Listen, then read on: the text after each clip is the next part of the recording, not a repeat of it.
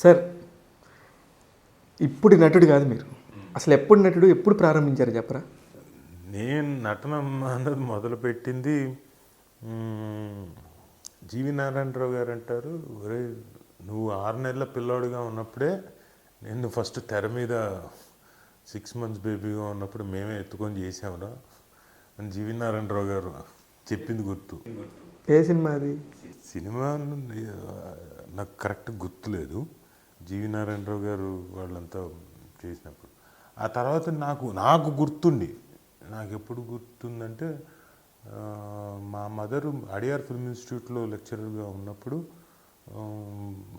ఒక diploma film, అంటే పక్కన కണ്ണన్ గారు అని డైరెక్షన్ డిపార్ట్మెంట్ ఆయన వాళ్ళు తీయాలి, వాళ్ళు 2 years డైరెక్షన్ తర్వాత ఒక ఫిల్మ్ తీయాలి, డాక్యుమెంటరీ కానీ ఎనీథింగ్. సో మేడం మీ అబ్బాయిని నేను చిన్న బ్యాక్డ్రాప్ అనుకుంటున్నాను, పిల్లల మీద మీ అబ్బాయిని వాడతాను. అది 79, 80. ఓ తర్వాత 81 నుంచి అయితే నాకు బాగా గుర్తు. ఇక్కడికి హైదరాబాద్ వచ్చిన తర్వాత 81 నుంచి స్టేజ్ మీద నాటకాలు ఆడడం, రాజీబుజ్జి దాంట్లో చిన్నపిల్లలు పాత్రలు, అందరితో కలిసి ఇంప్రొవైజేషన్స్ చేయడం క్లాసులో, ఇవన్నీ నాకు ఇంకా అక్కడి నుంచి గుర్తు. ఇక అది నటన అంటే. మళ్ళీ టెలివిజన్ మీదకి వచ్చేసరికి 85 దూరదర్శన్ అనగనగా ఒక శోభ. అనగనగా ఒక శోభ. సో అందులో ఒక క్యారెక్టర్ 7వ ఎపిసోడ్లో క్లాస్ రూమ్లో చిన్న పిల్లాడు ఏదో గోల్ చేసే కుర్రాడుగా. ఆ సీరియలే ఫస్ట్ టైం దూరదర్శన్ అంటే హెచ్పిటి లింకు ఎల్పిటి లింక్ అంటాం, హై పవర్ ట్రాన్స్మిషను, లో పవర్, అది జరిగినప్పుడు అదే సీరియల్ 13th ఎపిసోడ్ మాత్రం ఆంధ్రప్రదేశ్ అంతా వచ్చింది. అంతవరకు 12 episodes హైదరాబాద్ వరకే టెలికాస్ట్. ఓకే ఓకే ఓకే అంటే అసలు మీరు టీవీ పుట్టుకుని కూడా చూసేశారు ఇక్కడ, అంతే కదా? ఎందుకంటే అంతకుముందు సంవత్సరమే నేను బీ హై ఆర్టిస్ట్ని దూరదర్శన్కి అప్లై చేస్తారు కదా, అందులో A high, B high, B, C ఇలా గ్రేడింగ్ ఉంటుంది ఆర్టిస్ట్. బి హై ఆర్టిస్ట్ అని చిన్నపిల్లలు దీంట్లో అప్పుడే బిఫోర్ 84లో. ఇవన్నీ కరెక్ట్. కానీ వీటిలో ఇప్పుడు మీరు మీ చదువుకు సంబంధించింది ఏంటి? నేను చదువు అంతా నా చదువు ఎలా అయిందంటే first LKG UKG first standard వరకు చెన్నై. అప్పుడు నా ఫస్ట్ లాంగ్వేజ్ తమిళ్, నాకు అక్షరాలు కూడా వచ్చు. అప్పుడు వచ్చు, అది నేర్చుకుంటున్నాను. సడన్గా 2nd standard ఇక్కడికి వచ్చి మా పెద్దమ్మ ఇంట్లో ఉండి నేను మా పెద్దమ్మతో ఉండిపోతాను అన్నాను, ఉండిపోయాను. సో స్కూల్ ఇక్కడ మార్చారు, Trinity public school Sanjeev Reddy Nagar. వచ్చేసరికి ఫస్ట్ లాంగ్వేజ్ హిందీ. ఒక సంవత్సరం అయిన తర్వాత లేదు నేను మా అమ్మ దగ్గరికి వెళ్ళిపోతాను. 3వ తరగతి మళ్ళీ చెన్నై, మళ్ళీ ఫస్ట్ లాంగ్వేజ్ తమిళ్. మళ్ళీ 4th standardకి ఇక్కడ షిఫ్ట్ అయిపోయాం టోటల్గా అమ్మ నాన్న అందరూ మొత్తం అంతా ఇక్కడ షిఫ్ట్ అయిపోయినప్పుడు ముషీరాబాద్లో ఉండగా డిఏవి పబ్లిక్ స్కూల్లో మళ్ళీ first language Hindi. So total confusion. ఆ లాంగ్వేజ్ పూర్తిగా రాలేదు, ఈ లాంగ్వేజ్ పూర్తిగా రాలేదు. 5వ తరగతి నుంచి నేను విద్యోదయ హై స్కూల్ అమీర్పేట్, 10వ తరగతి వరకు అక్కడే. Telugu first language. రామ మంగళవారమా సోమవారమా, మా పెద్దమ్మ నన్ను తిడుతుంది, అరే మంగళవారం రా, మంగళవారమా ఏంటి, బుధవారమా ఏంటి, చదువు అని చెప్పేసి ఆవిడ పాపం దగ్గరుండి చెప్తుండేది. So 5th, 6th, 7th, 8th, 9th, 10th అంతా విద్యోదయ హై స్కూల్. ఒక సంవత్సరం 7th అంతా మా అత్త వాళ్ళ ఇంట్లో ఉండి, మా అత్త మ్యాథ్స్ టీచర్ శాంతకుమారి గారు, మా మామ నరసింహాచారి గారు వాళ్ళ ఇంట్లో, మా వేణు, మా నక్క, మా మాధవి, నేను, మా చెల్లెలు ఒక సంవత్సరం వాళ్ళ ఇంట్లో ఉండి చదువు కోసం. ఇంకా మా పెద్దమ్మ, పెద్దయ్య, మా అమ్ములక్కయ్య, మా చిన్నక్కయ్య, మా బుజ్జన్నయ్య అంతా ఒక సంవత్సరం వాళ్ళ ఇంట్లో ఉండి. తర్వాత ఇంకా మా నాన్న వాళ్ళతో మీద ఇక్కడ ఉండేవాళ్ళం.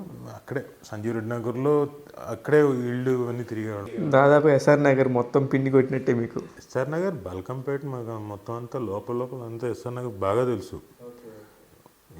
ఇప్పుడు చాలా ఏళ్ళు అయిపోయింది కాబట్టి ఇప్పుడు వెళ్తే కొత్తగా ఉంటుంది, కానీ అట్లనే ఉండింది అది. చాలా కాలం అలాగే ఉండింది. తర్వాత ఎప్పుడైతే కాలేజెస్ వచ్చేసాయో, ఇన్స్టిట్యూషన్స్ వచ్చేసాయో, బోల్డ్ని నారాయణ ఇంకోటి వచ్చేసాయో, మొత్తం మారిపోయింది రూపురేఖలు. ఐఎమ్ టాకింగ్ అబౌట్ ఇది 1989 వరకు. అది తర్వాత మీకు టోటల్గా మారిపోయిందిగా రూపురేఖలన్నీ చేంజ్డ్. తర్వాత ఇంటర్మీడియట్ వచ్చి నేను హిమాయత్ నగర్లో చదివాను, ఆరోగ్యరెడ్డి గారి కాలేజీలో, సెయింట్ మేరీస్ జూనియర్ కాలేజ్. లక్కీగా నాన్నగారికి ఆయన పరిచయం కాబట్టి సీట్ ఇచ్చారు, లేకపోతే సీట్ వచ్చేది కాదు. ఫస్ట్ క్లాస్లో పాస్ అయ్యాను 10th.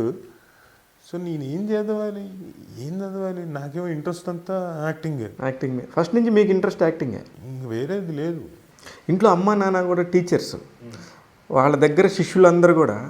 నాకు తెలీదు, నేను నాన్నగారు దానికి వచ్చిన రోజున చాలామంది చెప్తే నాకు తెలిసింది రజనీకాంత్ గారు.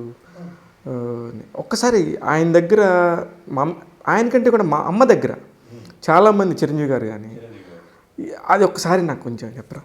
రజనీకాంత్ గారు, జీవి నారాయణరావు గారు, హేమా చౌదరి గారు, ప్రదీప్ శెట్టి గారు, విఠల్ ప్రసాద్ గారు, వీళ్ళంతా ఫస్ట్ బ్యాచ్ స్టూడెంట్స్ నాన్న దగ్గర. మీకు అంటే I don't know if it is right are wrong, Rajinikanth గారి స్టైల్ ఒకటి ఉంది, అలా జుట్టు ఎగరేసి రావడం. మీరు గమనిస్తే 73 ఓసిత కథలో దేవదాస్ కనకాల గారిది క్యారెక్టర్, ఓసిత కథలో ఆయన ఇంట్రడక్షనే అది అనుకుంటూ జుట్టు ఎగరేసుకుంటూ కొత్తగా ఎంటర్ అవ్వడం. అది తర్వాత ఆయన శిష్యుడు కాబట్టి ఎక్కడో వాడి ఉంటారు, అది ప్రాచుర్యం పొందలేదు, ఇది ప్రాచుర్యం పొందింది. సో ఆ తర్వాత మా మదర్ జాయిన్ అయిపోయింది. 74వ బ్యాచ్ వచ్చేసరికి రాజేంద్ర ప్రసాద్ గారు, మిగతా అందరూ. Rajendra Prasad garu is very very sincere student and mime ఎరగదీసేవాళ్ళు. మైమ్ ఆయన దగ్గర ఇప్పటికైనా వెళ్ళి అడిగితే, ఇప్పుడు నటన గురించి ఆయనతో మాట్లాడితే మళ్ళీ ఎన్సైక్లోపీడియా ఆయన రాజేంద్ర ప్రసాద్ గారు, ఆయన దున్నేశాడు. సో ఆ తర్వాత 75 బ్యాచ్, 76 నాసర్ గారు కూడా ఉన్నారు, చదువుకున్నారు. నాజర్ గారు కూడా అక్కడ మదరు వాళ్ళ దగ్గర. మదరు చూస్తూ ఉండింది, నాన్న అప్పటికి బయటకు వచ్చేసి సినిమా ఏదో చేస్తున్నారు. 77వ బ్యాచ్ అనుకుంటా చిరంజీవి గారు, 1977. 78 ఆయన సినిమా. 77 మదర్కి స్టూడెంట్. అప్పుడు సరోజ, ఇంకొకళ్ళు ఎవరో, ఇంకొక పెద్ద లేడీ, పెద్ద వాళ్ళు బ్యాచ్మేట్స్. నాకు అంతవరకు వాళ్ళు చెప్పడం, నాన్న అమ్మ చెప్పడం గుర్తు అంతవరకు. కానీ మీరు ఇంట్లో కూడా 24 గంటలు ఈ యాక్టింగ్ గురించి ఇంతే ఇంకే వాళ్ళతోటే కదా. ఇప్పుడు మా ఇన్స్టిట్యూట్ 85లో మా ఇన్స్టిట్యూట్ మొదలుపెట్టారండి. అంతకుముందు రిపర్టరీ అన్నది ఎప్పుడైతే నాకు ఊహ తెలిసిన తర్వాత, సరే నాకు అది south Indian film chamber of commerce ఊహే తెలియదు. కొంత ఊహ తెలిసింది మాత్రం అడియార్ ఫిల్మ్ ఇన్స్టిట్యూట్. కొంత అక్కడికి వెళ్ళడం, ఆ క్లాసులు అవన్నీ కొంత తెలుసు, ఎక్కువగా గుర్తులేవు. ఎప్పుడైతే ఇక్కడికి వచ్చేసామో ఆంధ్రప్రదేశ్ రిపర్టరీ అని పెట్టారో, త్యాగరాయ గాన సభలోనే ఉండింది. సో అది నాకు బాగా గుర్తు, అక్కడి నుంచి అయితే బాగా గుర్తు. ఎందుకంటే దీక్షిత్ గారితో, భిక్షు గారితో, దశిక రాము గారితో, చంద్రశేఖర్ గారితో, ఇప్పుడు ఎవరైతే పెద్ద పెద్ద గురువులు ఉన్నారో వాళ్ళందరితో కలిసి నేను చేస్తుండేవాడిని క్లాస్ రూముల్లో. నాకు వేరే ఛాన్సే లేదు. సాయంత్రం 3:30 కల్లా క్లాస్ అయిపోయేది స్కూల్ పక్కనే. అక్కడి నుంచి ఇక్కడికే వచ్చేవాళ్ళం. అక్కడే వీళ్ళకి 6 గంటల వరకు మొత్తం రిపర్టరీ. అక్కడే వీళ్ళతో పాటు మధ్యాహ్నం పూట కరెక్ట్గా ఆ టైంలో ఇంప్రొవైజేషన్ క్లాసులు, వాళ్ళతో పాటు ఇంప్రొవైజేషన్లు చేసేవాడిని. సాయంత్రం ఇంటికి వెళ్ళిన తర్వాత మా అమ్మ వండి పెట్టినప్పుడు తిని మళ్ళీ పడుకోవడం, మళ్ళీ పొద్దునే వాళ్ళు ఇన్స్టిట్యూట్కి, మేము స్కూల్కి. అక్కడి నుంచి మళ్ళీ అందరికి మళ్ళీ వెనక్కి ఇదే. తర్వాత మళ్ళీ అది అయిపోయిన తర్వాత అది ఏఆర్ కృష్ణ గారు ఉండి, దేవదాస్ నువ్వు రావాలి చెయ్యాలంటే అప్పుడు వచ్చారు ఆంధ్రప్రదేశ్ రిపర్టరీ కోసం. అండ్ గమ్మత్తైన విషయం ఏంటంటే దేవదాస్ కనకాల గారికి ప్లస్ మా అమ్మ Lakshmidevi Kanakala garu both were central government employees. Song and drama division అని, అది సెంట్రల్ గవర్నమెంట్. ఇది నాటకాలు అన్నీ ఆడడం, ప్రదర్శించడం, ఊరూరా గవర్నమెంట్ స్కీమ్స్ని ప్రదర్శిస్తూ ఉంటారు. It is a division, separate division of central government. Yes. అయితే ఈయన సడన్గా ఆ జాబ్ రిజైన్ చేసి చెన్నైకి ఈ జాబ్ కోసం వెళ్ళాడు. ఏది south Indian film chamber of commerce వాళ్ళు ఇన్స్టిట్యూట్ పెడుతున్నారంటే, నేను ఏదో నేర్చుకొని వచ్చాను కదా, నాది ఇది కాదు కదా. సరే ఈయన వెళ్ళాడు. సరే మా అమ్మ కూడా రిజైన్ చేసి ఈయన వెనకాలే జాయిన్ అయింది అందులో. అందుకే మా అమ్మ కొంచెం లేట్, 6 months తర్వాత జాయిన్ అయింది. ఫస్ట్ 6 months మా నాన్న చూస్తూ ఉండేవాళ్ళు. ఆ తర్వాత మా మదర్ కూడా జాయిన్ అయింది రజనీకాంత్ గారు వాళ్ళకి టీచింగ్కి. ఆ తర్వాత ఈయన పోనీ అక్కడ అది కంటిన్యూ చేస్తూ 73లో ఓసిత కథ రిలీజ్ అయ్యి మంచి విలన్, బ్రహ్మాండమైన హిట్ కొట్టాడు. వచ్చే నెంబర్ ఆఫ్ సినిమాలు. ఒప్పుకున్నాడా? ఒప్పుకోలేదు. దానికి కారణం ఏంటంటే మా ఫాదర్ చెప్పాడు. రాజారాం దాస్ గారు అనే ప్రిన్సిపల్ ఉండి దేవదాస్ అని పిలిచి చిన్న పిటకథ చెప్పాడు. దేవదాస్, నువ్వు మంచి యుక్త వయసులో ఉన్నప్పుడు నువ్వు ఒక అమ్మాయిని చూసి ప్రేమించావు, ఆ అమ్మాయి కూడా నేను ప్రేమించింది, ఇద్దరు పెళ్లి చేసుకుందాం అనుకున్నారు. అయితే పెళ్లి చేసుకుందాం పదా అని చెప్పేసి నువ్వు అడిగే టైంకి ఆ అమ్మాయి, నీకేమీ సంపాదన లేదు కదా, నాకు కూడా ఇబ్బంది అవుతుంది కాబట్టి వద్దు అని చెప్పేసి దూరం వెళ్ళిపోయింది. సరే, నువ్వు కాలక్రమేణా నువ్వు వేరే జీవితం వెతుక్కుంటూ ఎక్కడికో వచ్చావు, మళ్ళీ ఏదో జీవితం చూసుకున్నావు, సంపాదిస్తున్నావు, ఎవరో ఇంకొక అమ్మాయి నీ జీవితంలోకి వచ్చింది, ఆ అమ్మాయిని పెళ్లి చేసుకున్నావు. ఇప్పుడు నువ్వు జీవితంలో సెటిల్ అయ్యావు బాగానే. ఇప్పుడు నువ్వు ప్రేమించిన అమ్మాయి మళ్ళీ తిరిగి వచ్చింది నీ జీవితంలోకి, నేను నీతో ఉంటానని. ఇప్పుడు నువ్వు కట్టుకున్నాను వదిలేస్తావా అని కథ చెప్పారంట. ఆయనకి ఎమోషనల్గా ఫీల్ అయిపోయి నిజమే అని చెప్పేసి, ఆయన కూడా జీవితంలో ఇంచుమించు అలాగే జరిగింది. అలాంటి కథే జరిగింది. అలాంటిదే చెప్పాడు ఆయన. సో కరెక్టే, నేను చేయను అని చెప్పేసి సినిమాలు ఒప్పుకోలేదు, టీచర్గా ఉండిపోయాడు. సరే, మళ్ళీ ఏం పురుగు తొలిచిందో ఏంటో తెలియదు. మళ్ళీ ఒక 3 బ్యాచ్ల తర్వాత 4 నేను ఇది కాదు చేయాల్సింది, నా స్టూడెంట్స్ని నేను బయటికి తీసుకురావాలంటే నేను డైరెక్షన్ చేస్తేనే బయట ప్రపంచానికి తెలుస్తుంది. అందరు నేర్చుకుంటున్నారు కానీ ఎవరు సరిగ్గా రావట్లేదని చెప్పేసి ఈయన డైరెక్షన్లోకి దిగాడు. డైరెక్షన్ చేసాడు. డైరెక్షన్ మంచి హిట్ కొట్టింది. అయితే ఆ టైంలో ఉండే ఇబ్బందులు, ప్రొడ్యూసర్ తాలూకులు, డబ్బులు, ఇవన్నీ ఉన్నాయి. ఈయన ఎప్పుడూ అందులోనే ఆ ఇబ్బందులో ఉండేవాడు. పెద్దగా అడిగేవాడు కాదు, ఇంకోటి నాకు ఇస్తేనే చేస్తాను ఇలాంటివి కాదు, అన్నీ నెత్తినేసేసుకునేవాడు. ప్రొడ్యూసర్ వచ్చి ఇప్పుడు అది అంటే పర్లేదు అనుకుంటుని నెత్తినేసుకొని అన్నీ చేసేవాడు. అలాంటి కైండ్ ఆఫ్ క్యారెక్టర్. డైరెక్షన్ చేస్తూ ఉంటే తర్వాత ఈవెన్చువలీ సమ్వేర్ 5-6 సినిమాల తర్వాత ఏవి పెద్దగా కుదరలేదు. 6 సినిమాలు చేశారు కానీ ఒక సినిమా అద్భుతమైన సినిమా. ఫస్ట్ సినిమాకే నంది అవార్డు చలచీములకి. సెకండ్ మధ్యలో ఒంటి భాగవతం, మళ్ళీ పుణ్యభూములను కళ్ళు తెరిచింది, నాగమల్లి చాలా అద్భుతమైన సాంగ్స్, అన్ని సాంగ్స్ హిట్ ఇప్పటికీ నాగమల్లి. అది సరే, ఏవో ఈవెన్చువల్లీ ప్రొడ్యూసరు, డైరెక్టరు లోపల ఉన్న ప్రాబ్లమ్స్ వల్ల కొంత ఇబ్బందులు అన్నీ, బట్ రిలీజ్ అయ్యాయన్నీ పెద్దగా ఏవి సక్సెస్ఫుల్ కాలేదు. నిజం చేశారు రాచకొండ విశ్వనాథ శాస్త్రి గారు, నిజం. అందులోనే మన రామ్ ప్రసాద్ గారు, స్టూడెంట్స్ అందరూ వీళ్ళందరూ చేశారు యాక్టింగ్. అది మంచి. గుమ్మడి వెంకటేశ్వరరావు గారితో అప్పట్లో చాలా రియలిస్టిక్ అప్రోచ్లో చేయించిన సినిమా అది. చాలా రియలిస్టిక్, మేకప్ లేదు, ఏమీ లేదు, బ్లాక్ అండ్ వైట్లో మామూలుగా ఆయన్ని చాలా మామూలుగా. అవును, ఆ సినిమాకి చాలా పేరు కూడా వచ్చింది. అవును. సో తర్వాత ఈయన మళ్ళీ ఉండి ఏఆర్ కృష్ణ గారు మళ్ళీ ఫోన్ చేశారు, దేవదాస్ ఇక్కడ రిపర్టర్ పెడుతున్నాం, ఇటు వచ్చేసాడు.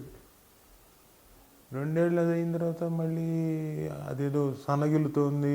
మళ్ళీ అంటే దేవదాస్ గారు, మీరు నారాయణరావు గారు వచ్చి మధు ఫిల్మ్ ఇన్స్టిట్యూట్ మధుసూదన్ రావు గారు పెడుతున్నారు, అటు రావాలంటే అటు వెళ్ళారు, అది డెవలప్ చేశారు.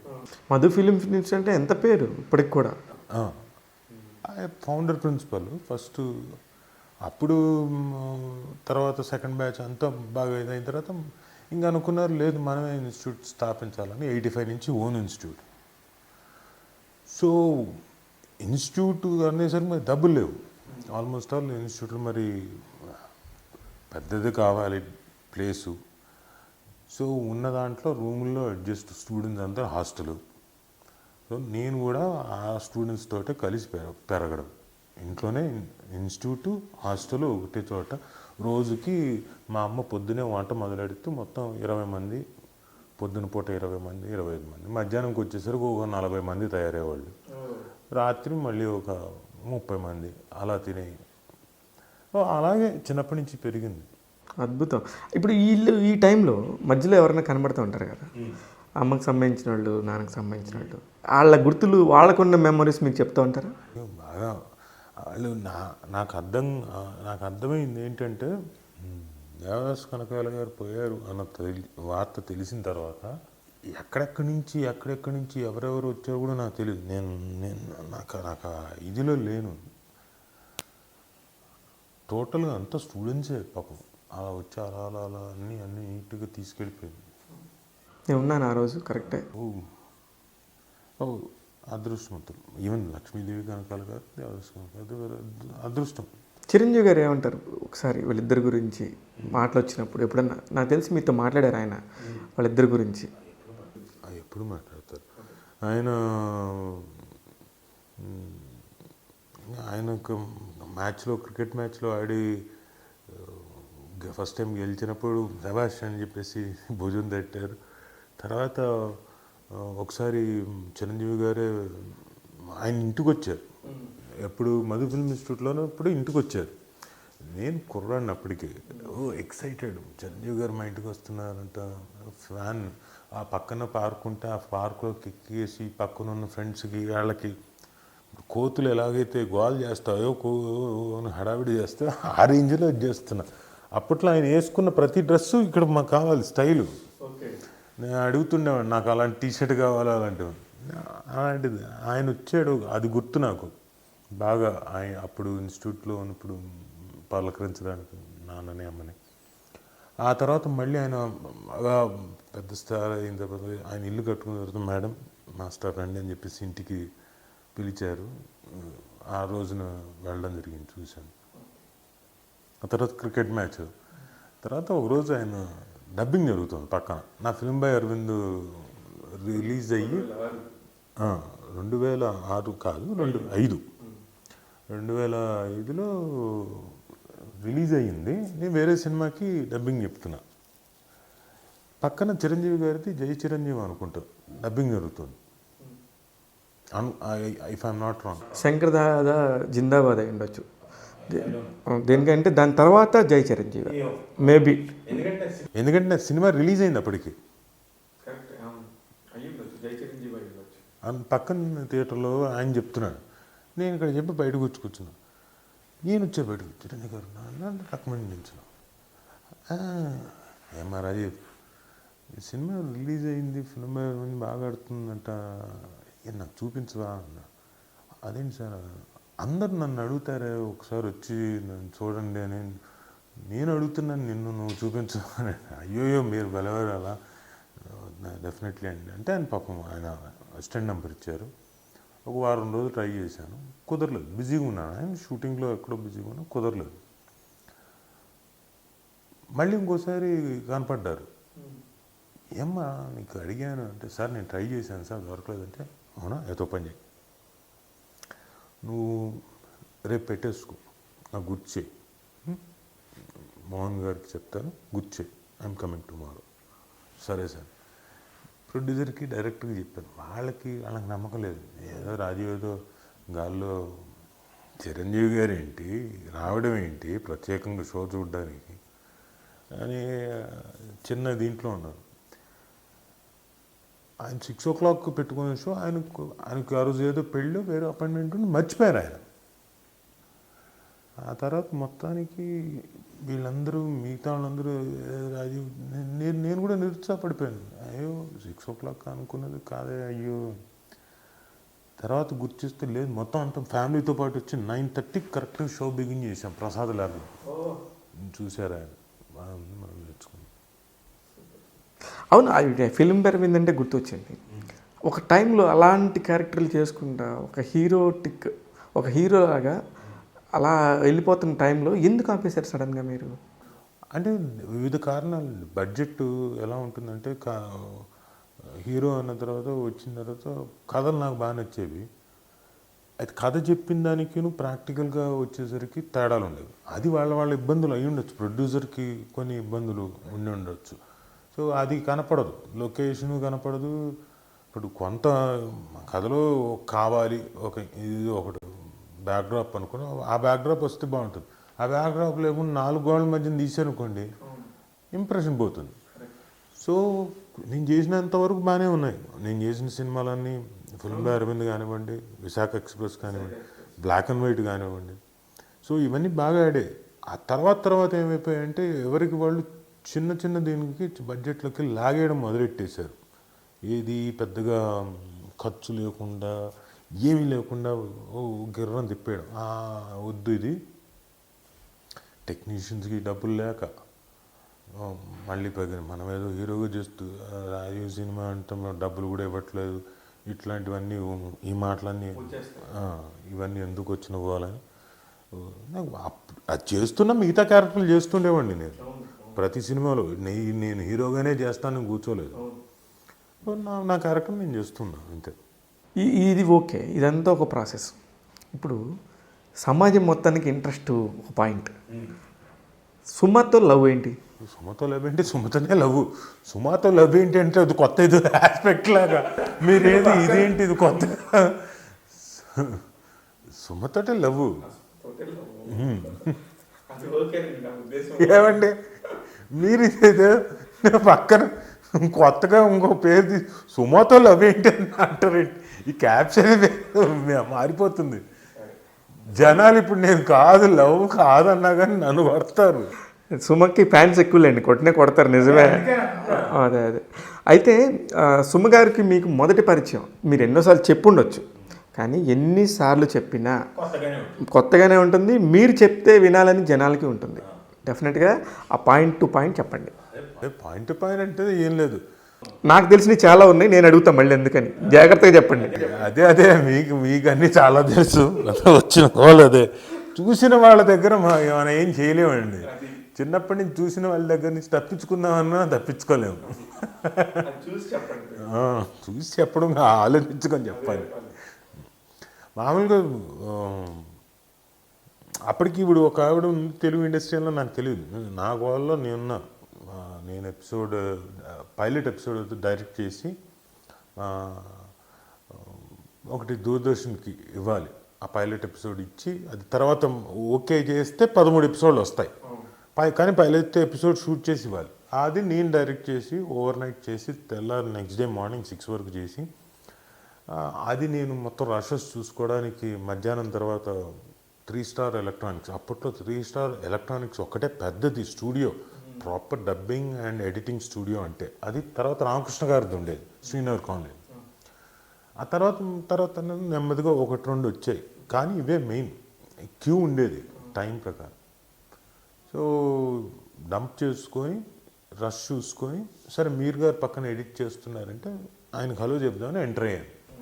వెళ్తే మానిటర్ మీద ఒక అమ్మాయి ఫ్రేమ్ ఎంట్రీ, ఏం చేయాలిగా సినిమా పాట మీద. అది ప్రదీప్ గారి ఎపిసోడ్ ఏదో తొలిసారి మిమ్మల్ని చూసిన మొదలు క్లోజ్లోకి అలా ఎంట్రీ ఒక అమ్మాయి బాగానే ఉంది అనుకున్నాను. సరే చూద్దాం, తొలిసారి మొదలైంది మీకు అనుకున్నాం. తర్వాత 95 ఇఫ్ ఐఎమ్ నాట్ రాంగ్, 95లో 6 నెలలు 7 నెలల తర్వాత మేము డామిడ్ కథ తిరిగింది serial shoot extension second part shooting try చేస్తున్నాం. అంత బాగా అలిసిపోయాం అందరం, స్టూడెంట్స్ అందరం. ఆ రోజు నైట్ అందరూ స్టూడెంట్స్ అందరూ క్యాంప్ ఫైర్ దగ్గర ఉండి ఒక గెంతులాట, ఎవరికి వాళ్ళకి తెలిసిన ఆర్ట్ని చూపించుకోవడం స్టూడెంట్స్. అది షూట్ చేసి మరుసటి రోజు మార్నింగే నిద్ర లేకుండా మొత్తం అందరం కలిసి దిండుగల్ ఎయిర్ ఫోర్స్ దగ్గరికి వెళ్ళాం. అక్కడికి వెళ్ళి మొత్తం అంతా కింద పాకడాలు ఇవన్నీ మిలిటరీ ఎయిర్ ఫోర్స్ ట్రైనింగ్ అంతా అన్నీ చేసి సాయంత్రానికి వచ్చేసరికి 7:30 అలా అయింది. 7:30, 8 అయింది. అందరం ఎవరికి వాళ్ళు తలుపులు తెచ్చేసి నేల మీద దుప్పట్లు ఏం లేదు, స్పృహ తెలియకుండా పడుకున్నాం. 8:30కి ఎప్పుడో మా అమ్మ ఫోను లేపి, ఫోన్ వచ్చింది, జీకే మోహన్ గారు అంట మాట్లాడు, చెప్పండి, ఒకసారి రాగలుగుతానన్న అన్నపూర్ణ స్టూడియోకి. సరే అని చెప్పి ఆయన షూటింగ్ అన్నపూర్ణ స్టూడియో పక్కనే సాగర్ సొసైటీ, కబుక్కుని వెళ్ళాను. ఒక సింగిల్ ఎపిసోడ్ అమ్మ, ఇలాంటి పాత్ర ఒకటి చేయాలంటే అలాగే నేను చూస్తే సుమ సార్ కాంబినేషన్లో ఒకరోజే అని, ఒక రోజున మనం మన చార్మ్ ఏమీ ఉపయోగించలేదే, మన తాలూకు మంత్రదండాన్ని మొత్తం అంతా మామూలుగా చేసి పనులు ఏం చేయలేదు, ఇంకో రోజు ఉండింటే బాగుండి ఎలాగోలాగా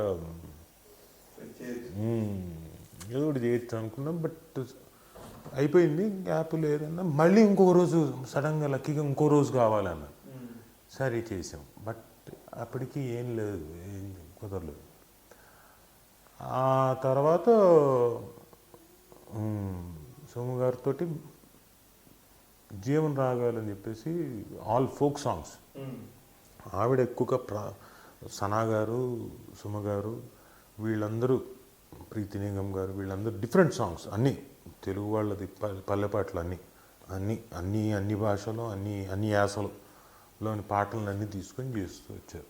ఒకానొక తంతు పెళ్ళి తెలుగువారి పెళ్ళి అంతకాలం ఎన్ని రోజులు ఉండేది, ఏంటి పిలుపులకి ఎలా ఉండేవి, దీంట్లో అన్నిట్లో మామూలుగా వెనక ఉండొచ్చి పాడాలి. ఒక అమ్మాయిని పెళ్లి కూతురుగా పెట్టారు. ఆ అమ్మాయి ఫస్ట్ డే చూసేసరికి ఆ పెళ్ళి భయం వేసింది, అమ్మాయికి కొత్త భయం వేసింది, అయ్యి బాబు ఇది నిజంగా పెళ్ళి అయిపోతుందేమో, లేకపోతే నిజంగా. సో వాళ్ళు మరుసటి రోజు రాలేదు. అప్పుడు అనుకుని ఈ అమ్మాయి బాగా కరెక్ట్గా ఇంకెవరు లేరు, సో సుమగారిని తీసుకొచ్చి కూర్చోబెట్టారు. సో దట్స్ హౌ అక్కడ ఇదైంది. సరే ఇంకా మా నాన్న మేఘమాల చేసేటప్పుడు ఇంకా మొదలెట్టాను, నా మొత్తం అంతా బాణాలన్నీ బయటికి తీశాను, అన్ని విద్య మొత్తం అన్ని తీసి విసరడం మొదలెట్టాను. తెలుసు కొంత విసురుతున్నాడనే సంగతి తెలుసు, తెలిసేలాగా మరి లేకపోతే విసిరే ఏముంది. సో అలా తెలిసేలా చేసి ఒకనొక రోజున చెప్పాను. యాక్చువల్గా ఎక్స్పెక్ట్ చేసి వచ్చేది వెంటనే ఎవరైనా నో అంటారు, దానికి కూడా తెలిసే ఓకే అని చిన్న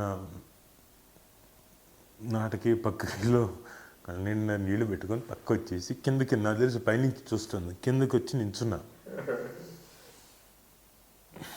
అనుకుంటే అటు నుంచి అటు వెళ్ళిపోయా.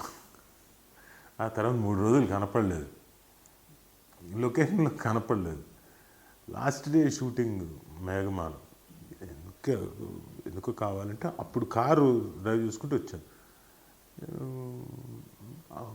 కేఎస్ రామారావు గారు బ్రదరు బెనర్జీ గారిని, ఆయన నుండి పర్లేదమ్మా ఆటో మాట్లాడేస్తామ్మా ఏమనుకోకండి, కారు బయటికి వెళ్ళింది మీరు అంటే, పర్లేదండి రాజీవ్ గారి కారు ఉంది కదా ఆయన డ్రాప్ చేస్తారులేండి అని ఈవిడే. సో అలా ఓకే అయింది అక్కడ. ఆ కారు ప్రయాణం ఇక్కడ దాకా తీసుకొచ్చింది. మధ్యలో ఆటుపోట్లు ఏమన్నా వచ్చాయా మీకు? అప్పుడు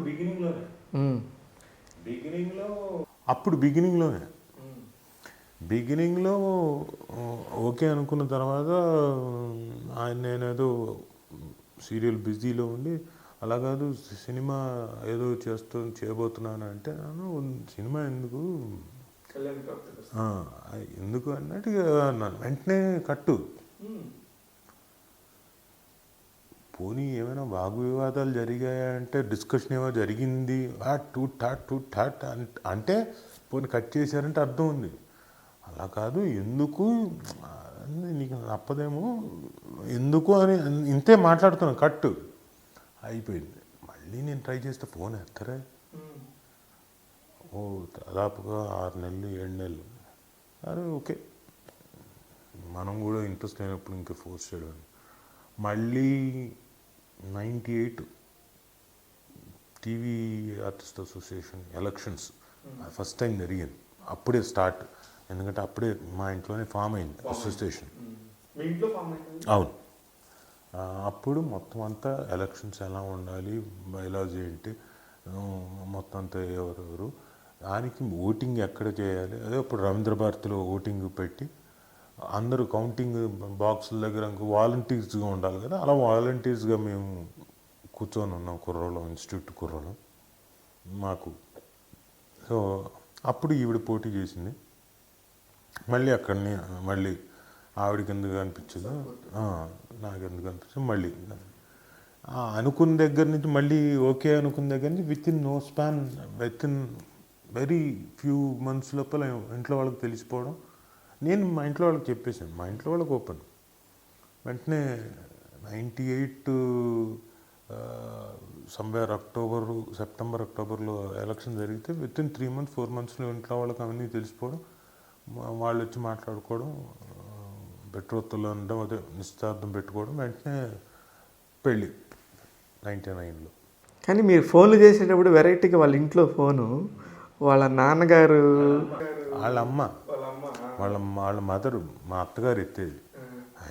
ఎత్తడం నేను మాట్లాడకుండా సైలెంట్గా ఉండేవాడిని. వాయిస్ వింటే కదా అప్పుడు కదా మాట్లాడడం, సైలెంట్గా మూసేవాడిని స్పీకర్ని కూడా, ఏ సౌండ్ తెలియకుండా ఉండేన. ఆవిడ మాట్లాడకపోతే కోపం వచ్చేసి ఆవిడకి తిట్లు తిడుతుండేది. నాకు ఒక్క తిట్టు కూడా అర్థమయ్యేది కాదు. మలయాళం కాబట్టి అదృష్టం. మనకు తగిలేది కాదు. ఫీల్ అవ్వడానికి ఇప్పుడు తిట్టు తెలిస్తే మనం ఫీల్ అవుతాం, తెలియనప్పుడు ఏ ఫీలింగ్ ఉంది నవ్వుకునేవాడిని. ఆవిడ తిట్టినంతసేపు తిట్టేది, టపక్కన పెట్టేసేవాడిని. మళ్ళీ కాసేపు అయిన తర్వాత కావాల్సికి ఫోన్ చేసేవాడిని, ఇరిటేట్ చేసేవాడిని ఆవిడ్ని. సుమగారు వాళ్ళ మదర్తో అప్పుడే ఆడుకున్నారు మీరు? ఊరికే మరి, లేకపోతే తిట్టింది కదా మరి, తిట్టినప్పుడు కొంత ఇరిటేట్ చేయాలి. ఫోన్లే అప్పుడైనా రివెంజ్ వెళ్ళిపోతుంది ఊరికే సరదాగా. అదే తర్వాత వీటి గురించి మాట్లాడుకునే వాళ్ళు, ఇలా చేశాను, ఇలా తిట్టింది మీ అమ్మని. అంతే తల్లి మొత్తం అంతా చెప్పాను. అడిగామండి ఈ తిట్లకి అర్థం ఏంటి అని అడిగితే మొత్తం అంతా చెప్పేది. తర్వాత ఆంటీ పెళ్ళైన తర్వాత మీరు అలా తిట్టారంటే అంట సరదాగా మళ్ళీ గుర్తు చేసుకోవడం. తనకి 22 ఏళ్ళు పెళ్ళి, 21 సంవత్సరం, 99లో మ్యారేజ్ అయింది మీకు. 22 ఏళ్ళు నిండిపోయింది. ఈ 22 ఏళ్లలో మీతో పాటు జనరేషన్ మారింది, జనరేషన్తో పాటు మీడియా మారింది, మీడియాతో పాటు ఎన్నో వస్తువులు మారాయి. చాలా ఈజీ ప్రాసెస్ అయిపోయింది. అప్పట్లో ఒక చిన్న ఫోటో కావాలంటే ఎంత కష్టపడేవాళ్ళము, ఇప్పుడు దాన్ని ఎంత ఈజీ అయిపోయిందో. అట్లా టక్ మని మారుతున్న పరిస్థితుల ద్వారానే మీడియా కూడా మారి ఒక రెస్పెక్టబుల్గా చూడాల్సిన పరిస్థితి నుంచి టక్మని అలా ఒక మాట అనేసే పరిస్థితికి వచ్చేసింది. అంటే వచ్చిన ప్రాబ్లం ఏంటంటే అండి, I don't say whole of media, total మొత్తం మీడియా. నేను కూడా మీడియా మనిషిని, నేను కూడా మీడియాని అన్నట్లే. మారిన పరిస్థితుల్లో అదే మొత్తం అంతా అందరూ కాదు, కొంతమంది. ఇప్పుడు సమ్వన్ న్యూ కొత్తగా పెట్టిన వాళ్ళు ఏం చేస్తున్నారంటే, వాళ్ళ ఉనికిని చాటుకోవడం కోసం అదే డిఫరెంట్గా ఒక డిఫరెంట్ తమ్మునైలో ఇంకొక అర్థం వచ్చేలాగా ఏదో పెడతారు, సెన్సేషనల్గా. లోపలికి వెళ్తే ఏముండదు. యూజువల్గా it is happening like that. అది కొన్నిసార్లు ఇబ్బందిగా ఉంటుంది. ఎందుకంటే కొంతమంది ఊరికే, చాలా మటుకు మంది మీరు చూసే ప్రేక్షకుల్లో చాలామంది ఇంట్రెస్ట్, ఇప్పుడు శివగారు చేశారు ఇంటర్వ్యూ అంటే ఈ ఇంటర్వ్యూని చూడడానికి ఇంట్రెస్ట్ చూపిస్తారు. ఎందుకంటే మీ దానికి ఫాలోయింగ్ ఎక్కువ, తెలుగు వాళ్ళు internationally they follow, they will show interest. చాలా మటుకు మంది ఏదో స్క్రోల్ బై, ఊరికే అదేంటి తమ్నేల్ ఏంటి అని చూస్తారు, అదే చూసి నిజం అనుకుంటారు. అలాగే మీకు వచ్చినప్పుడు మీరు చాలా ఎమోషనల్గా ఫోన్ చేసేవాళ్ళు నాకు. నైట్ 10:30 11 కానీ చంపేస్తాను, పొడి చేస్తాను అంటే, నేను నా దగ్గర నెంబర్ ఉంది బ్రదర్, పొద్దున్నే ఇస్తానని చెప్పేవాడిని. దాని మీనింగ్, దాని వేరే రీజన్ కాదు, మీకున్న ఎమోషన్ని పెయిన్ని తీసేయాలన్న ఉద్దేశం తప్ప మీకు ఇవ్వకూడదని కాదు. ఇప్పుడు మొన్న ఈ మధ్య కూడా నేను ఎక్కడో చదువుతుంటే నాకే నవ్వు వస్తూ ఉంటుంది పాపం. అరే నాకు అన్నీ తెలుసు కదా, ఎందుకు ఇలా రాస్తున్నారు, ఎంతో కొంత తెలియాలి కదా, అసలు ఏం తెలియకుండా ఎలా రాస్తారని అనుకునేవాడిని. ఇప్పుడు మీకు సుమగారికి దాదాపు విడాకులు అయిపోయినాయి, ఎన్నోసార్లు అయిపోయినాయి, మళ్ళీ ఎన్నోసార్లు కలిశారు, అది వేరే విషయం. ఇప్పుడు ఎలా ఉండింది మీ బాండింగ్? అది రావడం వల్ల ఇంకా ఎక్కువ పెరిగిందేమో. అంతేగా. అది అది అది మాకు కూడా ఆశ్చర్యం వేసింది. మొత్తం అంతా మీడియా మీదకి వచ్చేసరికి చాలామంది చాలా రకాలుగా ఇబ్బంది పడి ఏంటి ఎక్కడ ఉన్నావు ఎలా ఉన్నావు ఏంటి అని అడుగుతుంది. ఏంటి ఏం జరిగింది ఏంటి అని డౌట్ వచ్చి డిఫరెంట్ కథనాలుగా వచ్చాయి. ఎక్కడో చిన్న మాట స్పర్ధ ఏదో ఒకటి ఇంట్లో వస్తే ఒక మాట ఇంకో మాట, నా మాట మీ దగ్గరకు వచ్చేసరికి మీరేంటి ఈ మాటకి ఇంకో మాట యాడ్ చేసి చెప్తారు. ఇది ఇంకొకళ్ళ దగ్గరికి వెళ్ళేసరికి 2 మాటలు అవుతాయి. 3వ వ్యక్తి దగ్గరికి వెళ్ళేసి ఆయన మాట కూడా యాడ్ అయ్యి 3వ మాట అవుతుంది. అంటే ఎవరి స్క్రిప్ట్ వాళ్ళు రాసేసుకుంటారంట. ఖచ్చితంగా అంతే కదా. ఇప్పుడు శివగారు నన్ను మెచ్చుకున్నారు అన్నది నా ఉద్దేశం. అయితే శివగారు నన్ను మామూలుగా మెచ్చుకోలేదు అని చెప్పేసి నేను ఒకటేదో యాడ్ చేసుకుంటాను. నేను ఒక సఫిక్స్ ప్రిఫిక్స్ ఇలా ఒక్కొక్క దగ్గర నుంచి వెళ్ళేసరికి అది దాదాపు వాక్యం అయిపోయింది, ఒక పారాగ్రాఫ్ అయిపోయింది, ఒక పేజ్ అయిపోయింది తెలియకుండా. ఇలాంటివి వచ్చినప్పుడు మీరు ఎలాగ సర్ది చెప్పుకుంటారు? సర్ది చెప్పుకోవడం ఏం లేదు, బాధ అనిపించింది. ఏంటి ఇలా రాసేస్తున్నారు, ఏంటి ఎలా చెప్పాలి. ఇప్పుడు ఒక క్లారిఫికేషన్ ఇవ్వడం మొదలెడితే మళ్ళీ అందరికీ ఇచ్చుకుంటూ వెళ్ళాలి. ఇప్పుడు చెప్పిందే చెప్పుకుంటూ వెళ్ళాలి. ఎంతమందికి అని చెప్తాం? ఇప్పుడు మీకు తెలుసు, ఇప్పుడు మీడియా అన్నది ఇప్పుడు ఉన్నాయి. ఇప్పుడు న్యూస్ ఛానల్స్ కాకుండా వెబ్ గోల్డెన్ ఛానల్స్ వచ్చేసాయి. ఎంతమందికైనా ఎక్స్ప్లెయిన్ చేసుకుంటూ వెళ్తాం. ఇప్పుడు చెప్పే కొద్దీ ఇంకోళ్ళు ఏదో తమ్నైల్ పెడతారు. సెల్ ఫోన్ ఉన్న ప్రతి వాళ్ళు ఒక మీడియా కింద లెక్కే. అంతే. ఇప్పుడు సరే ఈ అడ్రస్ చేయకుండా వదిలేయడమే బెటర్ అని చెప్పేసి వదిలేసాం. అంతేకాని ఇంక మళ్ళీ మీరు సుమగారు ఏం మధ్యలో మాట్లాడుకోవాలి దీని మీద అనుకున్నాం, క్లారిఫై చేద్దాం. What is the necessity? Why should be? There is nothing. Why అనవసరంగా చెప్పేసి దానికి తగ్గట్టుగా మొత్తం అంతా ఆ క్యాష్ ప్రోగ్రాంలో తెలిసిపోయింది. ఒక్కసారిగా అన్ని రివీల్ అయిపోతాయి. అందరూ లేదు వీళ్ళు బాగానే ఉన్నారు, సంతోషం. అది ఓకే. ఒకసారి ఈ సుమగారితో మాట్లాడుతున్నప్పుడు మీ గురించి ఒక ఇంటర్వ్యూ చేసుకుంటున్నప్పుడు ఆయన హీరోయిన్ ఇంటికి తీసుకొచ్చేసి పైన కూర్చొని ఉంటే నేను మా అమ్మాయిలా తొంగి చూస్తా, ఆయన చేసే పనులు నీకు తెలియదు శివ అని చెప్పేసి ఏమంటే ఏమైనా ఏదో పనులు చేయాలనుకుంటే ఇంటికి తీసుకొస్తారు ఎవడైనా. అది కాదు. ఆ రోజు ఏమైందంటే మేము ఒక సినిమా మిత్రుడు నేను కలిసి సినిమా ప్లాన్ చేసుకుంటే కథ మంచి కథ అయితే బెంగళూరు నుంచి ఒక ఆవిడ వచ్చింది. ఆవిడకి ఏదో రూమ్ నచ్చలేదు, చాలా చీప్ రూమ్. ఈవిడ నాకు తెలిసిన వ్యక్తి ఫోన్ చేస్తే డోంట్ వరీ అమ్మా, you come to my house, మా ఇంట్లో మంచి రూమే ఉంది, you come to my house అని తీసుకొచ్చి. ఈవిడకి తెలియని పొసెసివ్నెస్, నేను ఏదో ఇంట్లోకి ఏదో చేశాను. ఏమైనా ఒకవేళ ఓపెన్ చేయాలనుకుంటే తెలివి తక్కువ ఇంటికి తెస్తామా. సరే ఎవడికి మంటెక్కింది, నాకు నవ్వు వచ్చింది. సరేలే నేను ఏం చెప్తాను అర్థం చేసుకో. ఇప్పుడు ఆవిడికి పాపం రూమ్ దొరక్క ఎక్కడో లేక ప్రొటెక్టివ్గా ఉండడం కోసం అని వచ్చింది. మొత్తం అంతా మీరంతా ఉంటారు. దాన్ని సుమగారు ఎంత అందంగా ఎంత గొప్పగా నేరేట్ చేశారంటే, నాకు గొప్పగా ఏం కాదులే, మెత్తగా శృతి మెత్తగా అని మంటెక్కి. లేదు, నేను ప్రతి 10 నిమిషాలకు ఒకసారి ఏమన్నా తెమ్మంటారా అని ఇట్లా పైకి వచ్చేవారంట. మన పెంట్ హౌస్కి వచ్చి మణికొండ ఇంటికి వచ్చి ఇలా పైకి వచ్చి ఇలా తొంగి చూసేవాళ్ళం. శివ ఏం చేస్తున్నారు వీళ్ళు అనేది క్యూరియాసిటీ ఉండేది. అర్థమేమైనా ఉందా? బయట బాల్కనీలో మంచి చైర్స్ ఉండేవి.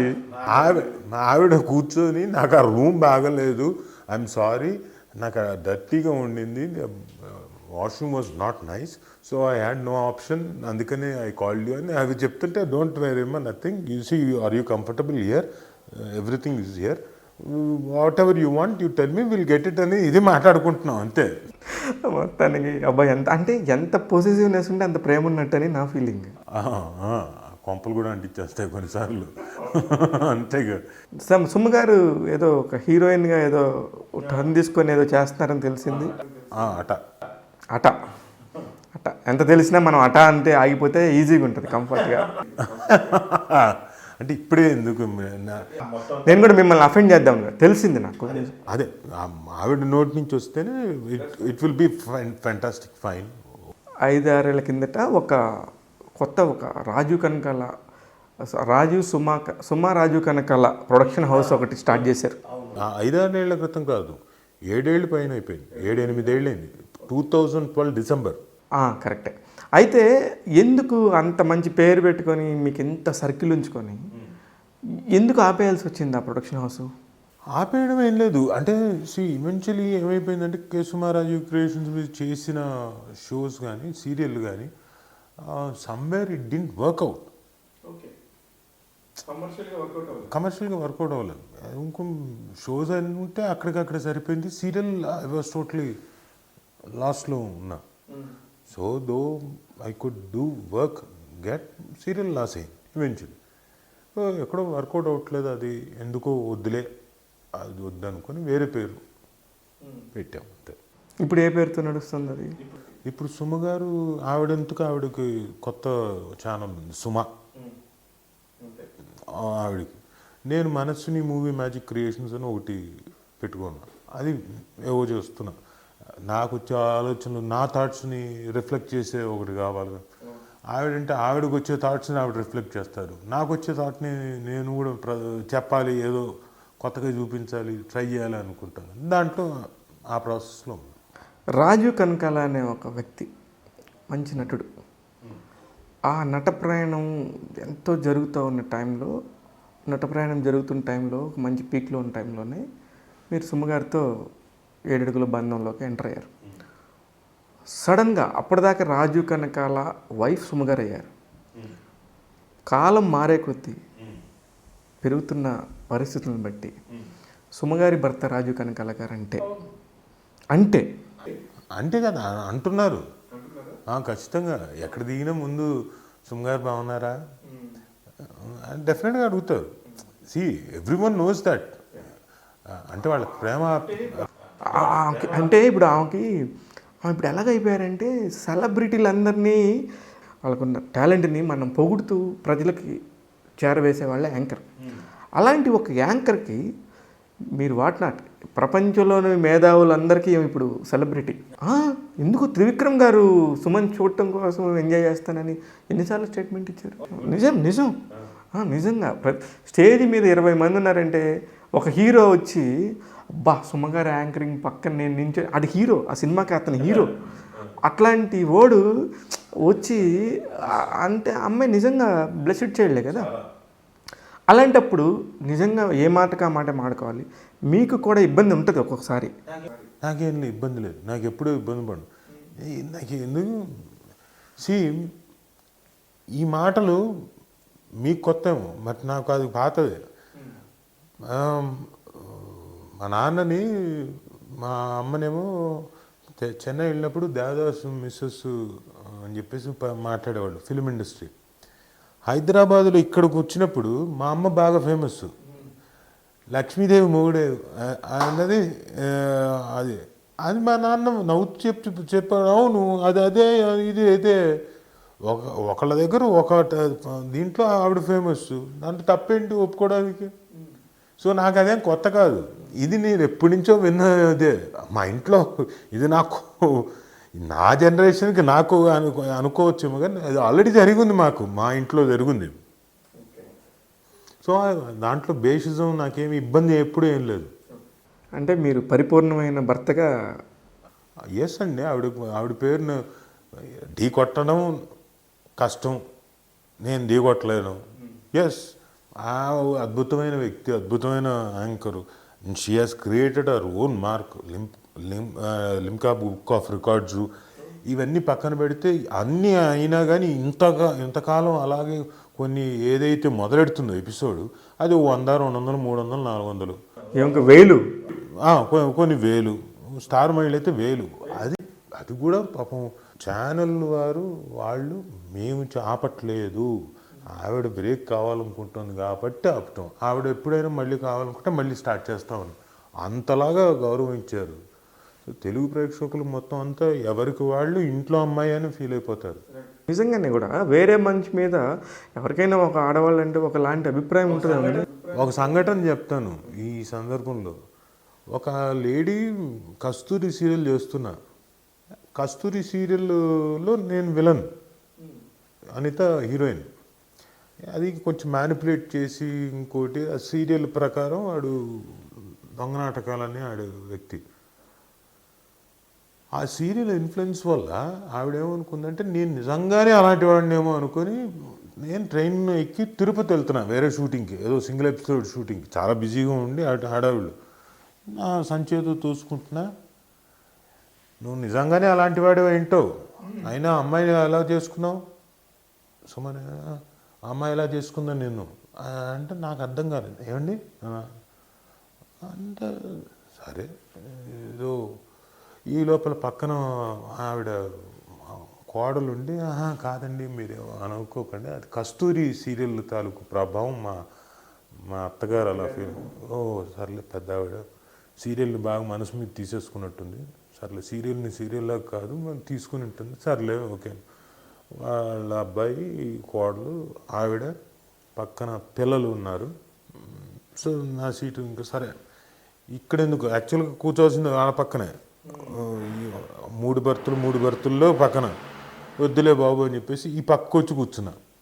ఇంకా అప్పటికి ఎవరు రాలేదు సైడ్ బెర్త్లోకి. ఒక అరగంట అయిన తర్వాత ప్రయాణం అయిన తర్వాత 7:30 కలాగా మెల్లగా డబ్బాలు ఓపెన్ చేశారు.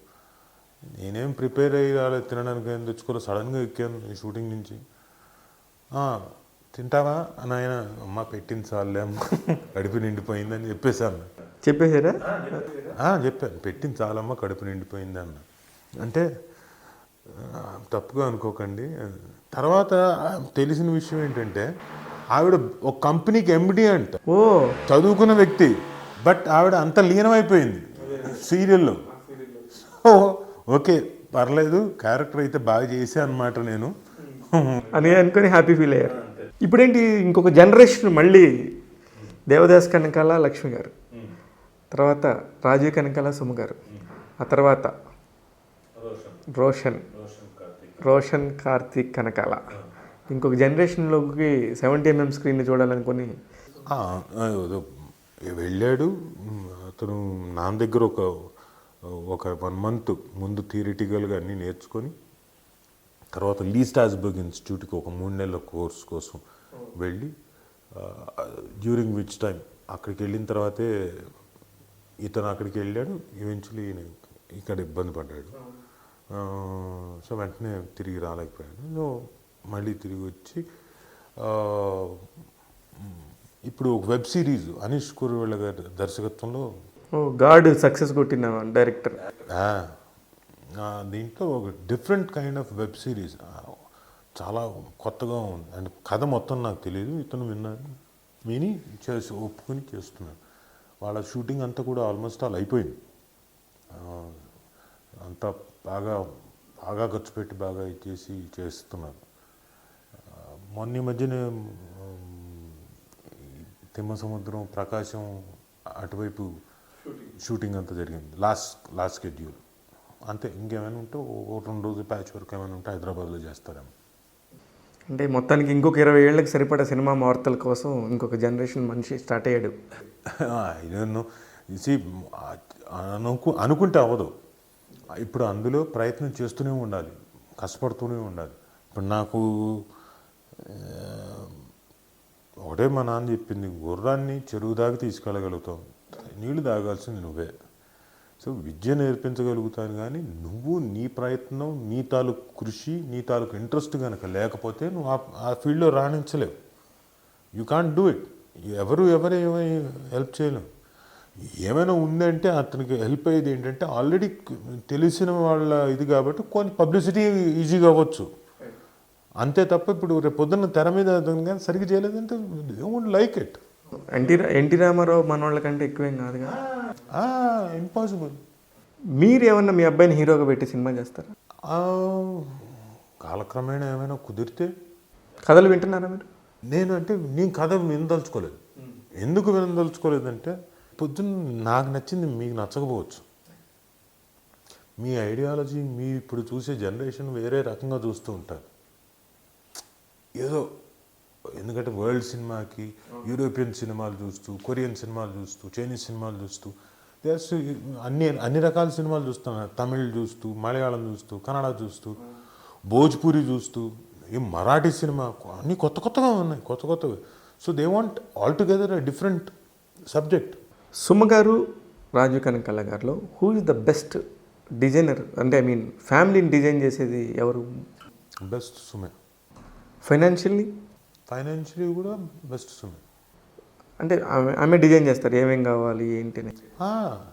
అదృష్టం అంటారు మీకు. జూనియర్ ఎన్టీఆర్ గారితో అసలుకి ఎంతోమంది ఫ్రెండ్స్ అయి ఉండొచ్చు, ఆయన ఎంత పెద్ద స్టార్ అయి ఉండొచ్చు, కానీ జూనియర్ ఎన్టీఆర్ బెస్ట్ ఫ్రెండ్స్ అనే ఒక టాపిక్ రాగానే టక్మని ఒక స్క్రీన్లోకి మీరు వచ్చేస్తారు. ఎలా అది నేను నటుని అవ్వడం వల్ల వచ్చిందండి. ఆయనకి చాలామంది అలాంటి ఫ్రెండ్స్ ఉన్నారు. అయితే ఇక్కడ నటుడు అవ్వడం వల్ల ఆ స్క్రీన్ స్పేస్ షేర్ చేసుకోవడం వల్ల ఎక్కువగా వచ్చింది. అది మొదట్లోనే ఉండటం వల్ల, ఆ ఫ్రెండ్షిప్ని ఎంజాయ్ చేసే టైంలో మీరు ఉండటం వల్ల. పైగా మేము తెర మీద ప్రొఫెషనల్ కన్నా తెర వెనుక బాగా బాండేజ్ ఎక్కువ మాకు. అది ఈవెన్చువలీ అది తర్వాత సినిమాల్లో నంబర్ ఆఫ్ సినిమాల్లో ఇంకోటి చేసినవి సక్సెస్ఫుల్ మూవీస్ అవ్వడం ఎక్కువ ఉండడం వల్ల అందరూ వెంటనే ఇమేజ్ ఫస్ట్ ఎన్టీఆర్ అనగా పక్కన వెంటనే రాజీవ్ గుర్తుకు రావాలి.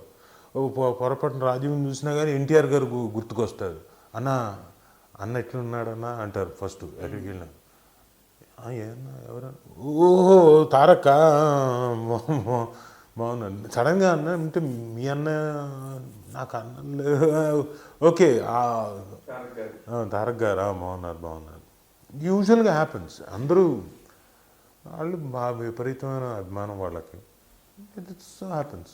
ఇప్పుడు రాజమౌళి గారితోని మొదటి సినిమా నుంచి ఒక సీరియల్ నుంచి ఐ మీన్ మీ పరిచయం చాలా పెద్దది, కానీ ఎందుకో సడన్గా మధ్యలో కట్ అయిపోయారు? మధ్యలో ఏం కట్టేం కాలేదు. మధ్యలో ఆయన చేసిన సినిమా 5 ఏళ్ళు పట్టింది. ఆ సినిమాలో వచ్చింది, వేషం వచ్చింది. కానీ నేను ఈవెన్చువల్లీ నేను చిన్న సినిమా చేస్తూ దాంట్లో ఆల్రెడీ అప్పటికి స్టార్స్ అయిన కమెడియన్స్ అందరూ వాళ్ళు బాగా బిజీగా ఉన్న డేట్స్ ఉన్నతోటి నేను ఒక ఫ్రెండ్కి డేట్లు ఇచ్చి చేసుకో అని చెప్పేసి అది గట్టునయ్యాలి సినిమా. మధ్యలో 3 రోజులు కావాల్సి వచ్చింది. చిన్న ప్రొడ్యూసర్, చిన్న డైరెక్టర్, మిగతా వాళ్ళని మళ్ళీ ఒకసారి పోయే డేట్లు మళ్ళీ పట్టుకోవడం కష్టం కాంబినేషన్. అప్పటికి వాళ్ళు పాపం ఈ వెంకట గారును ప్రసాద్ చౌదరి గారు ఇద్దరు అడ్జస్ట్ చేశారు. పర్లేదు పెద్ద సినిమా వచ్చింది కదా రాజా అని వాటి వెళ్ళారు. అన్న అలా వద్దులేండి ఇబ్బంది పడతారు మీరు అంటే లేదు ఓకే మండే ట్యూస్డే వెడ్నెస్డే కావాలి. సాటర్డే ఫోన్ వచ్చింది.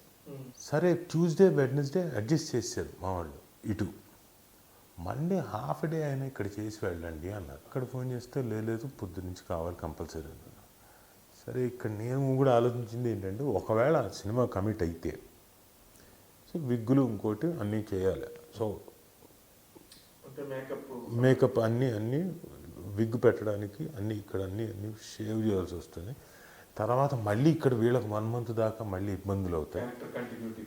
మొత్తం అంతా వీళ్ళకు పోతాయి, మళ్ళీ ఇబ్బంది అవుతుంది. చిన్న సినిమా నాశనం మళ్ళీ కష్టం అయిపోతుంది. వద్దులే నేను ఇదే చేస్తాను చెప్పేసి అన్న. అంతే. ఇప్పుడు ఆర్ఆర్ఆర్ మళ్ళీ చేస్తున్నాను. ఆర్ఆర్ఆర్లో మంచి రోల్ చేస్తున్నారా? చూడండి ఇప్పుడే నేనేం చెప్పకూడదు. కరెక్ట్ మేము చెప్పాలి నిజంగా కూడా కథ విషయంలో కాదు, మంచి క్యారెక్టర్ మీరు. అంటే ఏం లేదు, అదే అనుకుని మధ్యలో విక్రమార్కుడు సినిమా చూసినప్పుడు విక్రమార్కుడు సినిమాలో అన్ని ఎమోషన్సే, కానీ మీ ఎమోషన్ దగ్గరికి వచ్చేలాకి గుండె పట్టుకుంటుంది. అరే పాపం పెయిన్ ఉంటుంది. ఆ పెయిన్ ప్రతి ఒక్క మనిషి ఫీల్ అవ్వాల్సిందే. మిగతాదంతా సినిమాటిక్ అనే సంగతి తెలిసిపోతుంది. ఇక్కడికి వచ్చేళ్ళకే కొడుకుని పక్కన పెట్టుకొని భార్య పైన ఎవరో చేస్తుంటే ఆ సీన్, ఇట్లాంటి సీను అంటే మీ ఇద్దరికి డైరెక్టర్ గారికి మీకున్న బాండింగ్ అది ఆ పాయింట్ మీకు చెప్పినప్పుడు ఎలా చెప్పుంటారో ఇంత బాగా చేశాడన్న ఫీలింగ్ ఉండి సడన్గా రావట్లేదే రాజుకి ఆయనకి చెడిపోయింది అనుకునే మాటలు కూడా విన్నా నేను. అది అనుకుంటా. ఇప్పుడు నాట్ నెసరీ ఎవ్రీ మూవీ ఇప్పుడు పాత్రకు తగ్గట్టుగా ఆ ఛాన్స్ రావాలి. అండ్ తర్వాత ఆయన పాన్ ఇండియా మనిషి అయిపోయాడు. It is not just made in one language, అవన్నీ పెద్దవి అయిపోయాయి. సో పాన్ ఇండియా లెవెల్కి వెళ్ళేసరికి they require different actors. Apart from hero కాకుండా మిగతా క్యారెక్టర్ యాక్టర్స్ అంతా పెద్ద లెవెల్లో ఉంటేనే రీచబుల్, అదర్ లాంగ్వేజెస్లో ఉంటేనే రీచబుల్ అవుతాం. సో దీనికి కూడా ఒక రీజన్ ఏంటంటే వేర్ యూ సో కొన్నిసార్లు కన్స్ట్రైన్మెంట్స్ ఉంటాయి. కానీ ఇప్పుడు మీకు ఇంతమంది పరిచయం ఎప్పటి నుంచో జర్నీ ఉండింది. 85 నుంచి అంటే నాటే జోక్, 36-37 ఏళ్ళ ఎక్స్పీరియన్స్ ఉంది స్క్రీన్ మీద. ఎలాంటి కథలు ఏం చేయాలనే ఒక జడ్జిమెంట్ మీకు ఉంటుంది. ఈ టైంలో ఇప్పుడు మీరు నాకు ఇలాంటి కథ చేయాలనుంది, పలానా డైరెక్టర్ సినిమా చేస్తున్నారంట, పలానా హీరోతో చెప్పించుకుందాం, పలానా డైరెక్టర్తో అడుగుదాం అనేది ఎందుకు మీరు అడగరంట? మీకు పొగరా ఏమన్నా? అసలు వాళ్ళు అడిగారండి పొగరా అని చెప్పేసి. చీచి, నాకు పొగరేం కాదు. ఇప్పుడు డైరెక్టర్కి ఏవో చాయిస్లు ఉంటాయి, ఏవో ఉంటాయి. ఇప్పుడు నేను సడన్గా ఫోన్ చేసి నాకు ఇవ్వండి అన్నా అనుకోండి, ఆయన పాపం ఇబ్బంది పడుతూ అనలేక అనలేక ఇంకోటి అనలేక అదేదో ఆక్వర్డ్ సిచ్యువేషన్లో పడ్డం అనేది ఇష్టం ఉండదు. వాళ్ళకి కావాలనుకున్న వాళ్ళు డెఫినెట్గా అడుగుతారు. రాజీవే కావాలనుకున్న వాళ్ళు రాజీవే కావాలంటారు. అలా అనుకున్న వ్యక్తులు ఇప్పుడు సుకుమార్ గారు ఉన్నారు. ఫస్ట్ నాన్నకు ప్రేమతో చేసాం, అనుకోకుండా ఆ సీన్ పండడంతో ఒక సీన్ చేసి మేమిద్దరం తారక్ నేను చేసిన సీను బయటకు వచ్చిన తర్వాత ఇప్పుడు నాన్న తప్ప ఇంకేం అనిపించట్లేదు అన్న సీన్ చూసిన తర్వాత తల పట్టేసుకొని ఇది కదా కథ, ఇక్కడ కథ ఎమోషను, వీళ్ళు బలి చేశారే కాబట్టి మనం ఏదో మా ఫ్రెండ్స్ మీద అనుకున్నామే అని చెప్పేసి ఈవెన్చువలీ నన్ను శ్రీనివాస్ అవసరాలు గారిని మళ్ళీ సెకండ్ హాఫ్కి క్లైమాక్స్కి మమ్మల్ని వాడారు. లేకపోతే అంతకుముందు లేం మేము. మాది ఏదో అక్కడక్కడక్కడ కనపడి వెళ్ళిపోయేలాగా ఉండింది. తర్వాత సినిమా రంగస్థలం ఉండి సుకుమార్ గారు ఉండి వెనక్కి ఇబ్బందిగా ఉంది. ఏం లేదండి, మీతో ట్రావెల్ చేయాలనుకుంటున్నాను, చిన్నదే నేను చేయాలన్నా. సరే సార్ చేస్తానన్న. బట్ అది కూడా పేరు తెచ్చిపెట్టింది ఈవెన్చువలీ. అవును, రైట్ రైట్ కరెక్ట్. చిన్నదైనా కానీ ఇంపార్టెంటే. అలానే కొరటాల శివ గారి, జనతా గారి ఆయన అది గమ్మత్తైన అడగడం, ఏం అడగడం పక్కన తమస్య ఉండి నువ్వేంటి చిన్న సినిమాలు చిన్న క్యారెక్టర్లు చేయవా ఏంటి అని. ఏంటి నీతో ఎప్పుడైనా చెప్పాను అలా కాదు, అదే ఇప్పుడు శివగారి సినిమాలో మంచి పాత్ర ఉంది, బాగుండు నేను చేయడానికి నేను ఎప్పుడైనా సిద్ధమే, దేనికైనా సిద్ధమే. అది మంచి పేరు తెచ్చిపెట్టింది. ఓహో ఉర్రతులు ఊపేసింది అసలు. అంటే మీరు కనబడగానే కూడా జనం ఎక్స్పెక్టేషను అరే ఏదో ఉంటుంది మనవాడికి నాక ఫీలింగ్ వచ్చేసారు. అన్ని రకాలుగా. కొన్నిసార్లు ఏంటంటే వీడు చాలా దీనమైన పాత్ర, లేకపోతే హృదయ విదారకమైన పాత్ర అనుకుంటారు. కొన్నిసార్లు వీడి అమ్మో ఏంటో ఈ పాత్రలో. మహివి రాఘవ్ గారు వచ్చారు, ఆనంద బ్రహ్మ వచ్చి ఆయన ఒకటే, రాజీవ్ గారు నాకేం తెలియదండి, నా బడ్జెట్ ఇంతే సార్, మీరు చెయ్యాలి సార్, ప్లీజ్ సార్. నాకు నేను నాతో ఒక మాట కూడా లేదు సార్, అంతేనండి, తప్పదు మీరు. చాలా చిన్న సినిమా అది, 3 కోట్ల రూపాయలతో ఫస్ట్ కాపీ తీసుకొచ్చారు సార్. అంత పెద్ద ఆర్టిస్టులను పెట్టుకొని మీరు చెప్పినట్టు ఇందాక ఎప్పుడో అంటా ఉన్నారు ఒక రూమ్లో పెట్టి చుట్టేస్తారని. సేమ్ అది ఒక రూమ్లో తీసిన సినిమానే, కానీ ద క్రియేటివ్ వాల్యూస్ అంటున్నాం. మేకింగ్ దానికి బాగా కష్టపడ్డాడు ఆయన. ఎవ్రీ సీన్ ఎవ్రీథింగ్ మేకింగ్కి చాలా కష్టపడ్డాడు. మీరు స్క్రిప్ట్లోనే దమ్ముండి మీరు చేయగలిగే ఆర్టిస్టులు ఉన్నప్పుడు ఎట్లా చుట్టేశారనేది జనం చూడరు, ఆ క్యారెక్టర్నే చూస్తారు. సో అది చాలా మంచి పేరు తెచ్చిపెట్టింది. అలాగే మళ్ళీ ఓంకార్ వచ్చాడు. అన్నయ్య నువ్వు నాకు నా తమ్ముడికి అన్నయ్య కావాలి, నువ్వైతేనే సరిపోతావు నాకు ఈ సినిమాకి, నేను ఇంకొకళ్ళని చూడలేను అన్నాడు. సరే అన్నాడు. రాజుగారికి అది.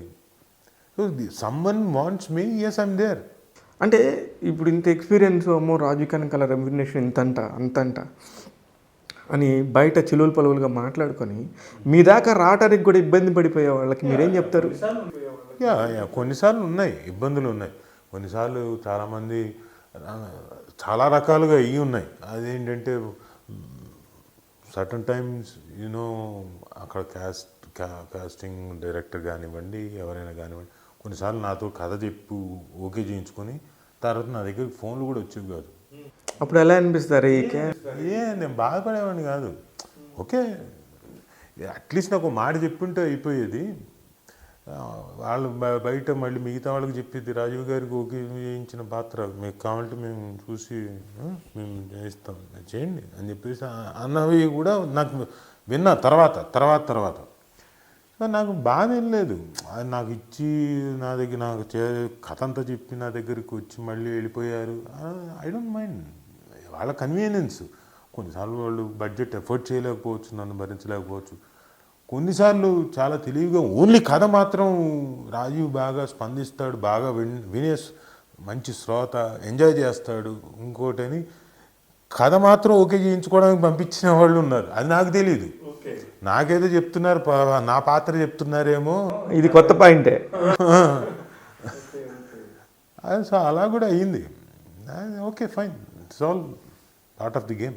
కానీ ఈ ఇంత పెద్ద కెరియర్లో చాలామంది డైరెక్టర్లు, నిర్మాతలు అలా ట్రావెల్ అలా పోతూ ఉంటారు, వస్తూ ఉంటారు, కొత్త నీరు వస్తూ ఉంటుంది. ఈ పాత వాళ్ళకి కొత్త వాళ్ళేం బయట నుంచి రాలే, ఎక్కడి నుంచో నేర్చుకునే ఇక్కడి నుంచో మెట్టు ఎదుగుతూ వచ్చేవాడు. ఒక మెట్లు ఎదుగుతూ వచ్చిన వాళ్ళే. ఈ చూస్తున్నప్పుడు మీకు ఎలా అనిపిస్తుంటుంది? ఈ జనరేషన్ అద్భుతం అండి.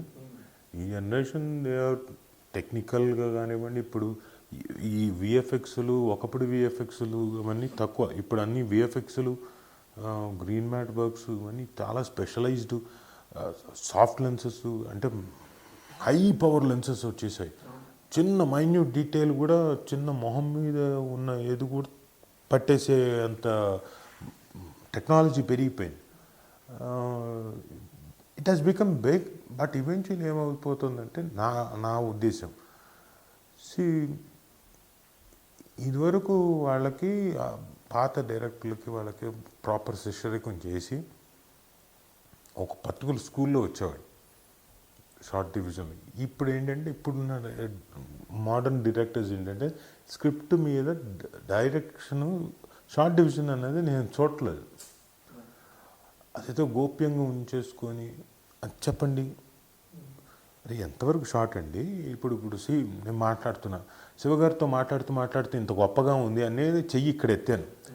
ఇప్పుడు నేను ఈ షార్ట్ మీరు ఇక్కడ వరకు అని చెప్పేసి అన్నారు అనుకోండి, ఇక్కడ వరకు నేను చెప్పేది ఎంత గొప్పగా ఉంది ఇది గుర్తుంచుకొని ఇటువైపు వచ్చినప్పుడు నా చెయ్యి ఇక్కడ ఉందన్నది నాకు తెలుస్తుంది యాక్టర్గా. నేను ఇప్పుడు ఇటువైపు పెట్టి మొత్తం అంతా నేను చేసి శివగారికి ఎంత గొప్పగా ఉంది అన్నది మొత్తం అంతా అయిపోయి ఇందులో మాట్లాడి ఇదంతా మాట్లాడి ఇదిగోండి ఇవన్నీ చేతులు హంగామాలు అన్నీ అయిపోయిన తర్వాత ఇటు తీసుకొచ్చి మళ్ళీ ఇక్కడి నుంచి మొదలు పెట్టాను అనుకోండి, ఇప్పుడు నేను ఇక్కడ చెయ్యి ఎత్తేనో ఒకటి గుర్తుంది, ఆ తర్వాత చెయ్యి ఎక్కడ దీంట్లో మధ్యలో ఎక్కడో మళ్ళీ ఇదంతా పోతుంది. మీరు చేసేయండి సార్, మాకు ఇలా అన్నట్టు వేసుకుంటారు సార్, మీరు బాగానే వేసుకుంటారు, బాగానే ఉంది. పొద్దున ఎడిట్ టేబుల్ మీద ఎడిటర్స్ ఉంటారు పెద్దవాళ్ళు, ఏమండి సీనియర్ యాక్టర్ అతనికన్నా బుద్ధి లేదా, చెయ్యి ఎక్కడ పెట్టాడు, ఏంది కంటిన్యూటీ ఏంటి అని చెప్పేసి అంటే మళ్ళీ తల కొట్టేసినట్టు అవుతుంది. సో చెప్పండి ఎక్కడి వరకు short, so that we have some calculation. ఇప్పుడు జనరేషన్ అది ఇటు అంటారు మొత్తం 360 degrees మళ్ళీ అంటున్నారు. అది ఒక్కటి ఇబ్బంది అంతే. ఇప్పుడు ఇంకొకటి, మూవీ ఆర్టిస్ట్ అసోసియేషన్ అనేది ఒక చిన్న ఆర్టిస్టుల వరకు ఉండే 900 మంది ఉన్న ఒక చిన్న సంస్థ. కానీ వీళ్ళు 900 మందే, కానీ 9 కోట్ల మంది తెలుగు వారికో అయితే 10 కోట్ల మంది తెలుగు వారికో ప్రపంచం మొత్తం ఉన్న వాళ్ళందరినీ దృష్టిని అలా ఆకర్షించిస్తుంది. చాలామంది చాలా చిన్నగా అదేముంది 900 మంది దానికి ఏంది వాళ్ళు చేసుకోకంటారు. కానీ ప్రతి ఒక్కళ్ళు కూడా కొన్ని వందల మంది, వేల మందితో, లక్షల మందితో కనెక్ట్ అయి ఉన్నోళ్ళు. డెఫినెట్గా మేము ఆకర్షణమైన వ్యక్తులం కదా, ఆకర్షించే వ్యక్తులం కదా. ఇప్పుడు ఎవరికైనా చిన్నది జరిగితే అదో చిన్న కేసు, ఎవరికి సంబంధం ఉండదు, ఆ రోజు అక్కడ సరిపోతుంది. అదే మీకు జరిగితే ప్రపంచం మొత్తం తెలియాల్సిందేగా. అట్లాంటి చిన్నదానిలో మీరు చాలా గౌరవంగా, మీరు ఎప్పుడు గెలిచినా సరే ఒక మంచి మెజార్టీతో గెలుస్తా చేస్తూ ఉన్నారు. అందులో ఏమైనా లాభాలు ఉంటాయా సార్? ఏం లాభం సార్? ఉంటాయా అని అడుగుతున్నాను. ఎటువంటి లాభం ఏమీ ఉండదు. ఒకటే లాభం మాకున్నది, మేము చూసే లాభం ఏంటంటే ఎవరైతే మెంబర్స్ ఉన్నారో వాళ్ళకి హెల్త్, వాళ్ళకి లైఫ్, ఈ ముందు ప్రాథమికంగా కావాల్సిన ఇన్సూరెన్స్లు, ఇంకా మిగతా కూడా బోల్డ్ అన్ని ప్లాన్స్ ఉన్నాయి ఎగ్జిక్యూట్ చేయడానికి, బోల్డ్ అన్ని రకాలుగా. ఇంకా నెక్స్ట్ బిల్డింగ్ ఒకటి కావాలి, అది కాలక్రమేణా వస్తుంది, వెంటనే రాదుగా. ప్రోగ్రాంలు చేసుకుంటూ వచ్చారు, వెంటనే కాదు. It has to, we have to go to the government. ఇప్పుడు ఈవెన్చువలీ మారే ఇంకోటి ఉంది, కొన్ని కన్ఫ్యూజన్లో ఉంటుంది, ఎక్కడ ఏంటి ఎవరు, ఇది అన్నీ చాలా ఉన్నాయి. సో అన్ని ప్లాన్స్ ఉన్నాయి. కానీ ఇది మీ ఇప్పుడు మీ టర్మ్ ఏదైతే ఉందో దీనిలోని ఒక కీలకమైన సభ్యులు ఎవరైతే ఉన్నారో వాళ్ళందరికీ కూడా పీరియడ్ సెప్టెంబర్ దాకా ఉందట. అవునండి. సడన్గా మొన్న ప్రకాష్ రాజ్ గారు ఎందుకు వచ్చి ప్రెస్ మీట్ పెట్టారు? ప్రకాష్ రాజ్ గారు ఎప్పుడైనా పెట్టుకోవచ్చు, ఆయన ఇష్టం. సడన్గా ఇప్పుడు ఎందుకు? ఆయన 1 year బిఫోర్ కూడా పెట్టుకోవచ్చు, 1 year 2 years బిఫోర్ నుంచి కూడా పెట్టుకోవచ్చు. నేను రాబోతున్నాను మా ప్రెసిడెంట్. నో నేను అన్న ఉద్దేశం 2024లో ఎలక్షన్స్ అయితే వైఎస్ జగన్ గారు ఇవాళ వచ్చి నేను చేస్తున్నానని చెప్పకూడదు కదా. అదేముంది, నేను 2024లో నించోబోతున్నాను ఆయన చెప్పుకోవచ్చు. కాకపోతే నాకు ఇందులో అభ్యంతరమైన విషయం ఏంటంటే, నాకు అనిపించింది ఏంటంటే, పెద్దలు ఆఫ్కోర్స్ పెద్దలు చిరంజీవి గారు, కృష్ణరాజు గారు, మురళీమోహన్ గారు, మోహన్ బాబు గారు, జయసుధ్ గారు, ఇంకా రాంప్రసాద్ గారు, చాలామంది ఉన్నారు, చూస్తున్నారు, అబ్జర్వ్ చేస్తున్నారు. అయితే ప్రజెంట్ ఎగ్జిస్టింగ్ కమిటీలో ఉన్నవాళ్ళు అందులోకి వెళ్ళి ఒక కమిటీని అనౌన్స్ చేయడం అన్నది అది నాకు కొంత ఇబ్బందిగా అనిపించింది. ఎందుకంటే కమిటీలో ఉండగా మీకంతని కూడా కాదు, అది యాజ్ పర్ రూల్ ప్రకారం కూడా చేయకూడదు. మరి వాళ్ళు మరి ఏ ఉద్దేశంతో మరి? అవునండి, మీరు ఇంతమంది మీరు స్నేహితుల్లాగా ఉంటారు, 24 గంటల కుటుంబంలాగా ఉంటారు, మీరు ఎవరికి చెప్పలేదా ఇంతమంది ఎందుకు వెళ్తున్నారు, ఇది ఉండింది కదా అని? ఇప్పుడు మేము చెప్పాల్సినంత చిన్న వయసు కాదు, అక్కడ ఉన్నవాళ్ళు తెల్లగడ్డలు కూడా వచ్చేసిన వాళ్ళు ఉన్నారు. ఇప్పుడు చిన్నపిల్లలు అనుకోండి, నాకంటే ఏజ్లో చిన్నవాళ్ళు అనుకోండి, కాదు బాబు నీకు తెలియక చేసావు అని చెప్పొచ్చు. మీకు తెల్లగడ్డలు వచ్చేసి మీకు అంత ఎక్స్పీరియన్స్ ఉన్న వాళ్ళే మీరు అటు వెళ్ళిపోతే ఏం చెప్పేది ఏముంది? ఇప్పుడు ఎవరికైనా మేము నిద్రపోతున్నారంటే మిమ్మల్ని నిద్రపోలేపచ్చు, అది మనం అది ఖచ్చితంగా చెప్పలేం. కానీ ఇవ్వండి, ఇప్పుడున్న కమిటీ మాత్రం డెఫినెట్గా బహుశా ఎవరు ఇంతకుముందు ఏ ప్రెసిడెంట్ ఊహించని లాంటి టైంలో వచ్చున్నాం మేము. అంటే ఎవరు ఏ ప్రెసిడెంట్ ఊహించని ఇలాంటి పాండమిక్ ఒకటి వస్తుంది, ఎవరు ఊహించలేదు, మేము ఊహించలేదు మేము దిగినప్పటికీ. కానీ లక్కీగా మేము అందరం కూర్చొని ముందు ప్రాణానికి విలువనిచ్చి ఇన్సూరెన్స్ ఎక్కడా తగ్గకుండా అది 150% వాడేశారు. అంటే ప్రాపర్గా అందరూ ఎలిజిబుల్ ఉన్న వాళ్ళందరికీ వచ్చింది. లైఫ్ ఇది కూడా, లైఫ్ కూడా, డెత్ ఇన్సూరెన్స్ కూడా అనుకోకుండా వీ డిడ్ంట్ వాంట్, మేము రాకూడదనే, అందరూ బాగుండాలని కోరుకున్నాం. కానీ ఈవెన్చువల్లీ వచ్చినప్పుడు వాళ్ళందరికీ అందింది. ఏమో అది నాకు తెలియదండి, అది నాకు అంత పెద్ద నాలెడ్జ్ లేదు. ఎందుకు గొడవ వివాదం, పోటీతత్వం కావాలనుకున్నారు. అప్పటి నుంచి మీడియా నంబర్ ఆఫ్ ఛానల్స్ కూడా వచ్చేసాయి కాబట్టి ఇంకా మీడియాకి అది పెద్దదైపోయింది అంతే తప్ప ఇట్ ఇస్ నాట్, అంతకు మించి లేదు. అప్పటి వరకే ఉంటుంది ఎవరికైనా, ఓన్లీ ఎలక్షన్స్ మూడప్ వరకే. తర్వాత అందరూ మా ఉన్నతి కోసమే పాటుపడతారు తప్ప. ఇప్పుడు ఇంత గొడవలో కూడా ఎప్పుడు చూసినా మీకు అంత అత్యధిక మెజారిటీతో గెలుస్తూ ఉన్నారు కదా, ఈసారి కూడా పోటీ చేస్తున్నారా? అది నేను ఇప్పుడు ఏం చెప్పలేనండి ఇప్పుడు, ఎందుకంటే ఎగ్జిస్టింగ్ కమిటీలో ఉన్నాను ఇప్పుడు. ఇంకా see being in existing committee without dissolving anything, AGM అవన్నీ ఏమీ జరగకుండా నేను I can't announce anything. I should not do that. I mean a responsible position. Let everything మొత్తం అంతా ఈసీ ఏజిఎం అయిపోనివ్వండి. అయిపోయిన తర్వాత ఎప్పుడైతే డిజాల్వ్ చేసి ఎన్నికలు అంటారో అప్పుడున్న పరిస్థితుల్లో అప్పుడు ఏం జరుగుతుందని అప్పుడు చెప్తాం. ఇప్పుడు నేను ఇట్స్ టూ. అంటే నాకు తెలిసిన ఇన్ఫర్మేషన్ ప్రకారం ఏది ఏమైనా ఇప్పుడు ఇవన్నీ ఊరికే పై మాటలు, అవాకులు చివాకులే. ఏదో ఒకళ్ళు అందరూ ఒకళ్ళు కాంప్రమైజ్ అయిపోయి ఒక ఇనామినస్ స్టేజ్ అనేది వస్తుంది అనేది అయితే వినబడుతుంది. నేను కూడా అలా వస్తే బాగుంటుందని నా ఫీలింగ్. ఎందుకంటే ఇక్కడికి వచ్చేసరికి మళ్ళీ అగైన్ ఉన్నదే ఇప్పుడు పాండమిక్ సిచ్యువేషన్. సో ఇప్పుడు వాట్ ఐ ఫీల్ ఇస్ మన తాలూకు ఏదో ప్రాబల్యం కోసం ఇంకో దానికోసం అందరినీ తీసుకొచ్చి ఇబ్బందులు పెట్టి ఎవరికి ఏమైనా అయిందనుకోండి రేపు పొద్దున వీ విల్ ఫీల్ బ్యాడ్. మనమే బాధపడాలి రేపు పొద్దున. సో అలా కాకుండా ఏకగ్రీవం చేస్తే మంచిదే. పెద్దలు అందరూ కూర్చొని నిర్ణయం తీసుకొని చేస్తే మంచిదే. లేదంటే డెమోక్రటిక్గా చేయాలి, ఎలక్షన్స్ రావంటే చేద్దాం తప్పకుండా ఏదైనా. కానీ ఇంత కరోనా టైంలో కూడా ఎప్పుడు జరిగినంత మా మెంబర్స్ అందరికీ కూడా చాలా అద్భుతంగా చేశారు. ప్రతి ఒక్కళ్ళు కూడా వాళ్ళ ఫలాల్ని వాళ్ళు పరిపూర్ణంగా స్వీకరించారనేది మాత్రం వచ్చింది. నిజమండి ఇది? నిజమండి. ఎందుకంటే last year during which my sister last year పోయినప్పుడు ఐ వాజ్ దేర్.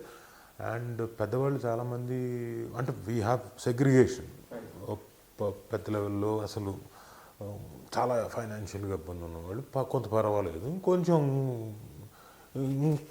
బాగా సేఫ్గా ఉన్నవాళ్ళు ఈ డివిజన్ ఉంది. అందులో దాదాపుగా నరేష్ గారు ఒక 110 అనుకున్న వాళ్ళు 140 మందికి పంపించారు. గ్రాసరీస్ ఒక పక్కన సిసిసి చిరంజీవి గారి ఆధ్వర్యంలో మొత్తం అంతా యూనియన్స్ అందరికి పంపించారు ఫుడ్, గ్రాసరీస్ అవన్నీ. అయితే ఈయన నరేష్ గారు ఇంకో స్టెప్ ఆలోచించి పెద్దవాళ్ళకి ట్యాబ్లెట్లు కొనుక్కోవాల్సి ఉంటుంది, మందులు. ఫుడ్ ఒకటే కాదు, ఫుడ్ కావాలి, మందులకు మళ్ళీ ఎక్కడ ఎవరిని చేయి చాపుతారు అనుకుని ఆయన మళ్ళీ పర్సనల్గా పంపించారు ఆయన సొంత డబ్బుతోటి.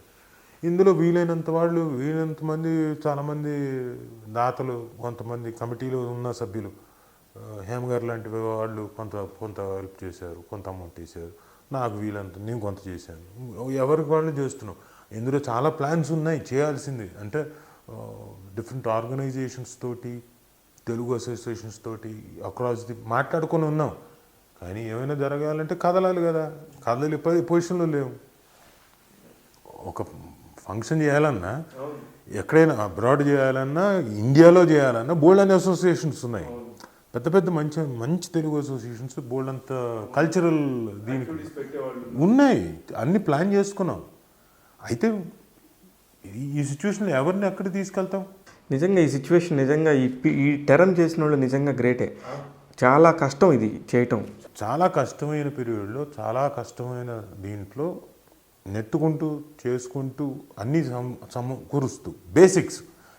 వీ డోంట్ సే మేము ఎరగబొడి చేసాము అన్నీ అనేది. బేసిక్స్ ఏవైతే కావాలో ఎక్కడ మిస్ అవ్వకుండా, ఎవరిని మిస్ అవ్వకుండా అన్నీ చేసుకుంటూ వచ్చాం. ఇది మిమ్మల్ని అడగొచ్చో లేదో, కళ్యాణ లక్ష్మి మా మధ్యలో ఎవరికైతే నటులు కొంతమంది తిరుగుతూ మాకు ప్రయాణానికి ఇబ్బంది అవుతుందంటే స్పాన్సర్స్ తోటి 3 బైకులు అర్హులో వాళ్ళకి ఇప్పించాం. 3 బైకులు స్పాన్సర్షిప్ ద్వారా. వీటన్నిటిని కూడా మీరు కూర్చుని ఉంటారు వీటన్నిటికి సంబంధించి. ఎస్. ఇప్పుడు నెక్స్ట్ రాబోయే ఎలక్షన్కి ముందుగానే అధ్యక్షులు ఎవరెవరు అనేది ప్రకటించేశారు. బాగా పోటాపోటీగా నిజంగానే ఇది రాజకీయ చదరంగం అన్నంత ఫీలింగ్తో ఉండింది.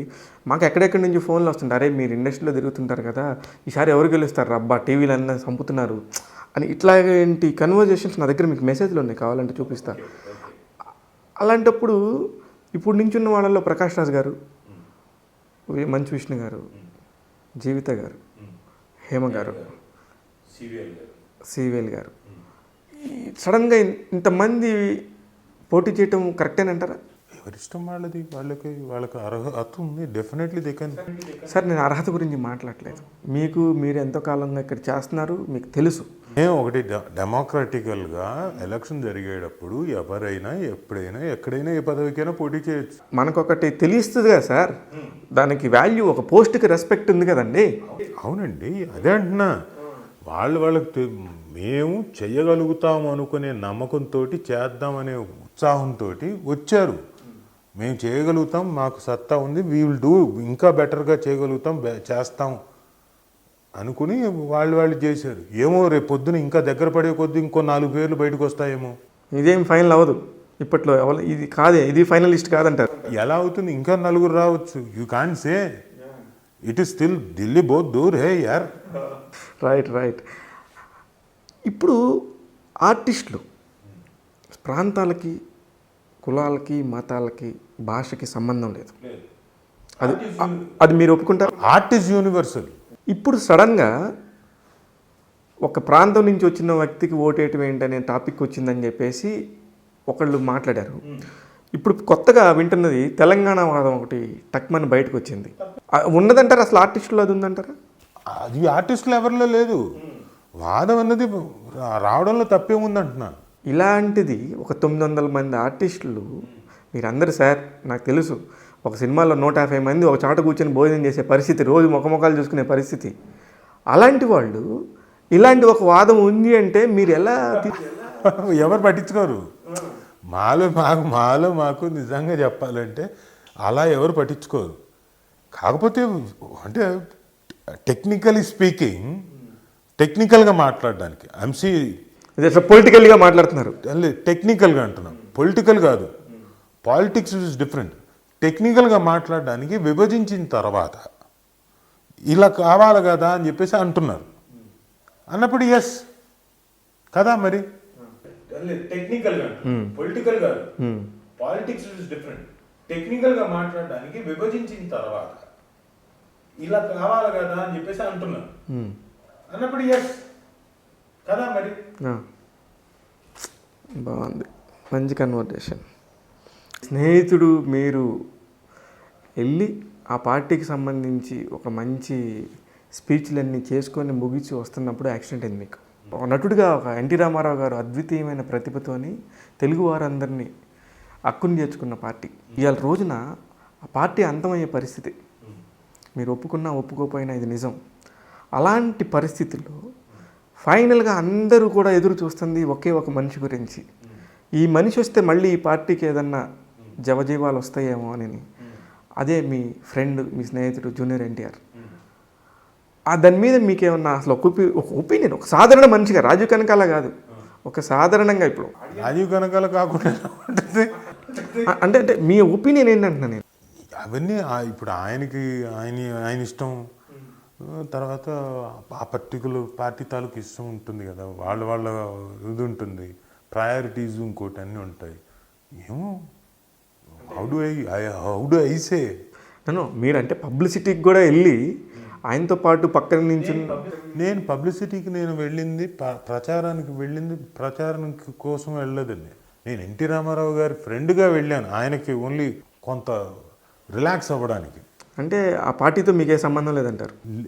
నాకు యాక్చువల్గా నాకేం సంబంధం లేదు. నేను వెళ్ళింది ఫ్రెండ్గా.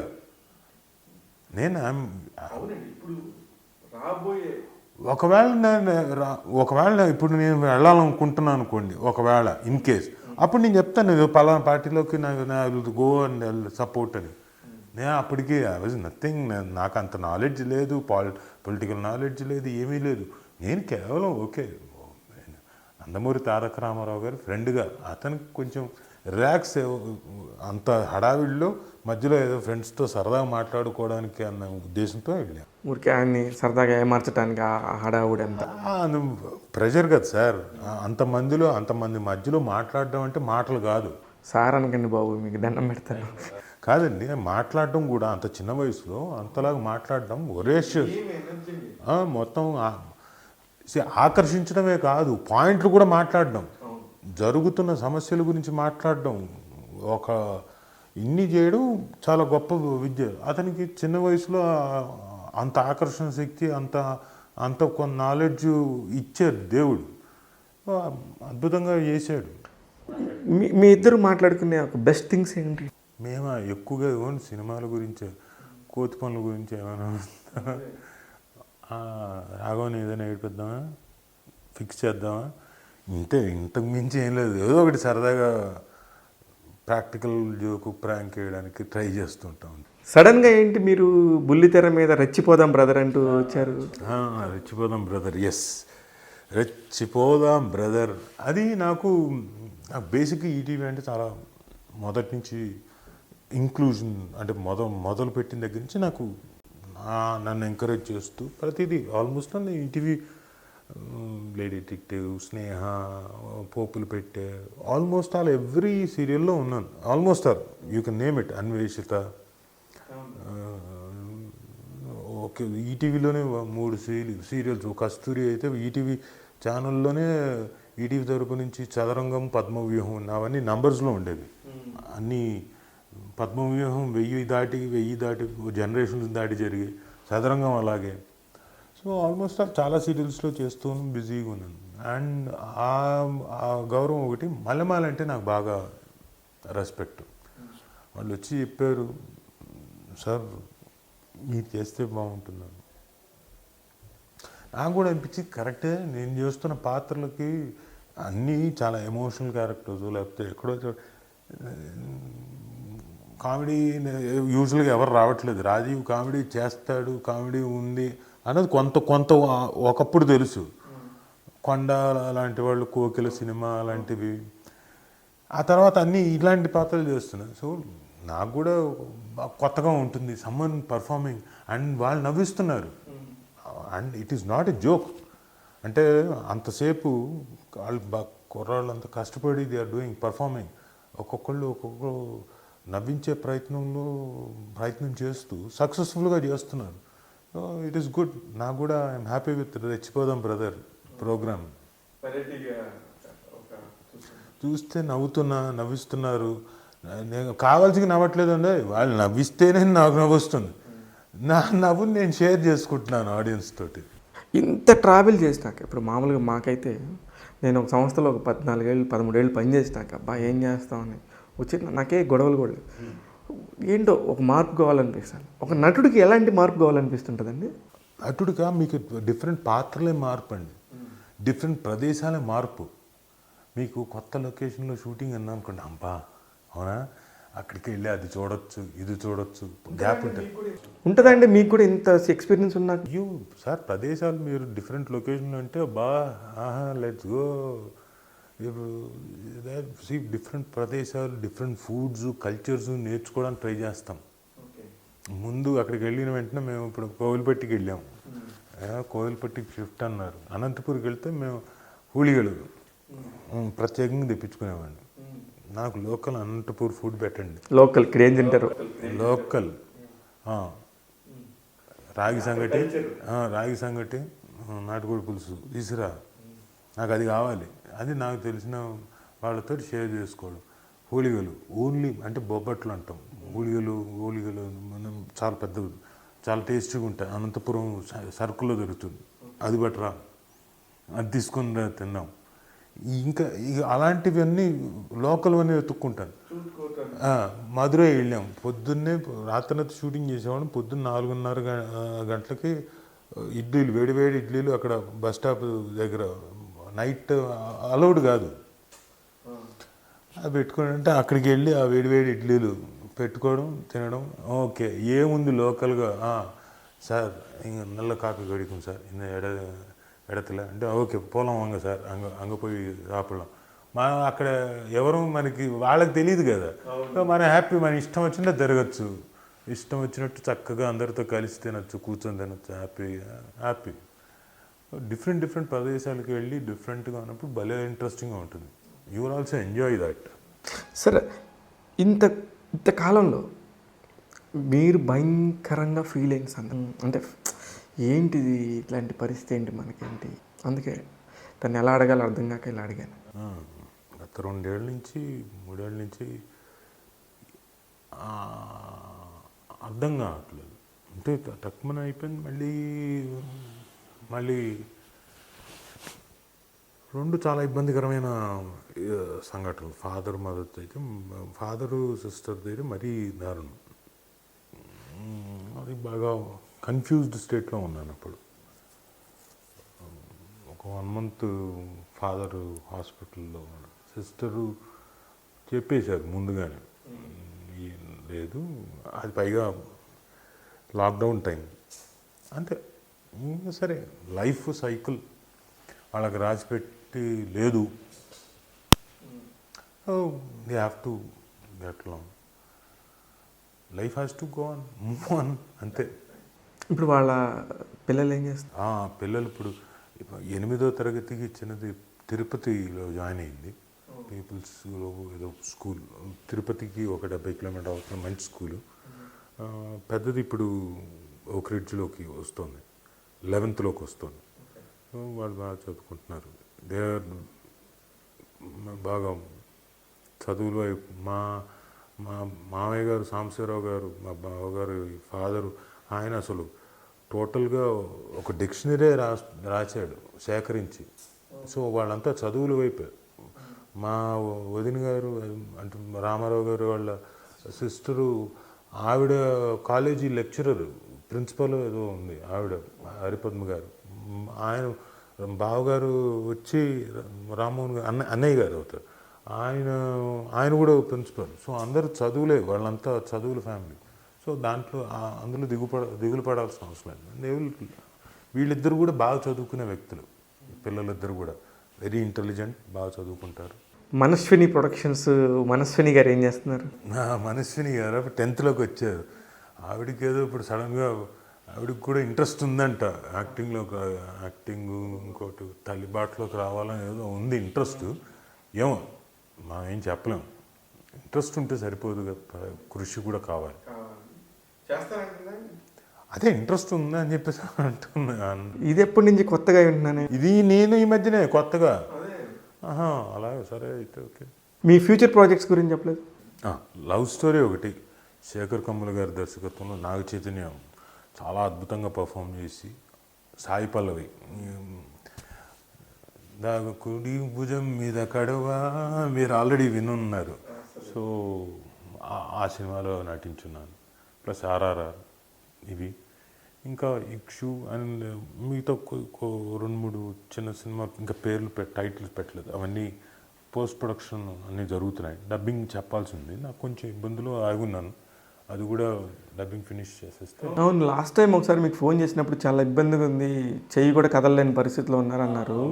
అవును, ఐ వాజ్ అంటే తెలియకుండా ఎక్కడో ఏదో పడ్డట్టున్నాను. అండ్ ఈ షోల్డర్ కొంచెం టేర్ అయ్యింది. So I was almost literally 1.5 నెల 2 నెలలు నేను ఈ ఇల్లు బయటికి కదలలేదు. సో తర్వాత సిద్ధ వైద్యానికి వెళ్తున్నాను. సింధు గారు, సిద్ధ వైద్యం అంటే సింధు గారిది, సుమ్మగారి ఫ్రెండ్ అనుకుంటా.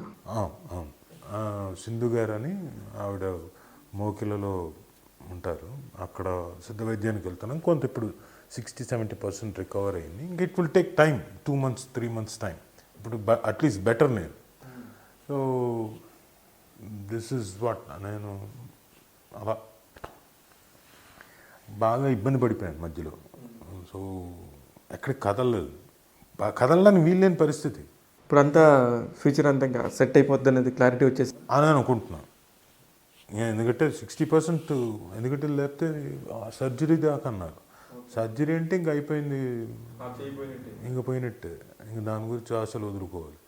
సో అలా కాకుండా, సర్జరీ కాకుండా ఇప్పుడు జరుగుతాం. కానీ ఇప్పుడు మీకు ఇన్ని సినిమాల ఎక్స్పీరియన్స్ ఇంత ఉన్నప్పుడు ఎవరన్నా మీకు కథలు కూడా వినటంలో మీకు ఎంతో నాలెడ్జ్ ఉందని తెలుసు నాకు, ఎందుకు సినిమా డైరెక్షన్ చేయకూడదు మీరు?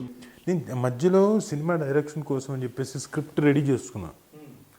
మొత్తం అంతా బాగా చేసాం.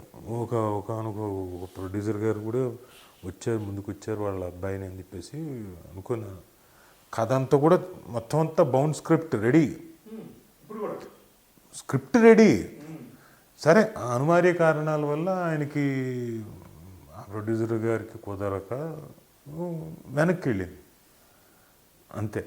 స్క్రిప్ట్ అయితే రెడీ, అంటే మీరు డైరెక్టర్ అవుతున్నారు అయితే త్వరలోనే. మరి ఇప్పుడు మళ్ళీ రివైవ్ చేస్తాను లేదో తెలియదు. స్క్రిప్ట్ ఆయన చేతిలో ఉంది. ఆయన కోసం చేసిన స్క్రిప్ట్ అది. అది అంతే, ఆయన కోసం చేసింది ఆయనకి ఇచ్చేసాం. ఇప్పుడు మళ్ళీ ఇంకొకటి కొత్తదే వెతుక్కోవాలి, స్క్రిప్ట్ తయారు చేసుకోవాలి. కానీ మీకు ధైర్యం ఉందా నేను చేయగలను అనే ఒకటి? అది నాకు చాలా ఈజియెస్ట్ జాబ్ నాకు. ఎందుకంటే ఇంతకాలం ఎక్స్పీరియన్స్ తర్వాత రాజమౌళి గారికి ఉన్న అసెట్ ఏంటంటే అతనికి యాక్టింగ్ రావడం. మిగతా డైరెక్టర్లకి చాలామందికి ఇలా కావాలని చెప్తారు, యాక్ట్ చేసి చూపించలేరు. లేదు, యాక్టర్ దగ్గర నుంచి ఎలా ఎలా చేయించుకుంటే వస్తుంది ఆ ఎక్స్ప్రెషన్ అన్నది చాలామందికి తెలియదు. కానీ ఎక్స్ప్లెయిన్ చేస్తారు, చెప్తారు, చెప్పగలుగుతారు. రాజమౌళి గారికి ఉన్న అడ్వాంటేజ్ ఏంటి? ఒకవేళ మీరు నటించలేకపోయినా మీతోటి ఓహో అలా ఉందా, ఓకే కెమెరా పెట్టి అలా చూడండి, కనుబొమ్మెత్తండి, ఏం కావాలో అవన్నీ తెప్పించేసుకుంటాడు. తనకు తెలుసు మొత్తం అంతా.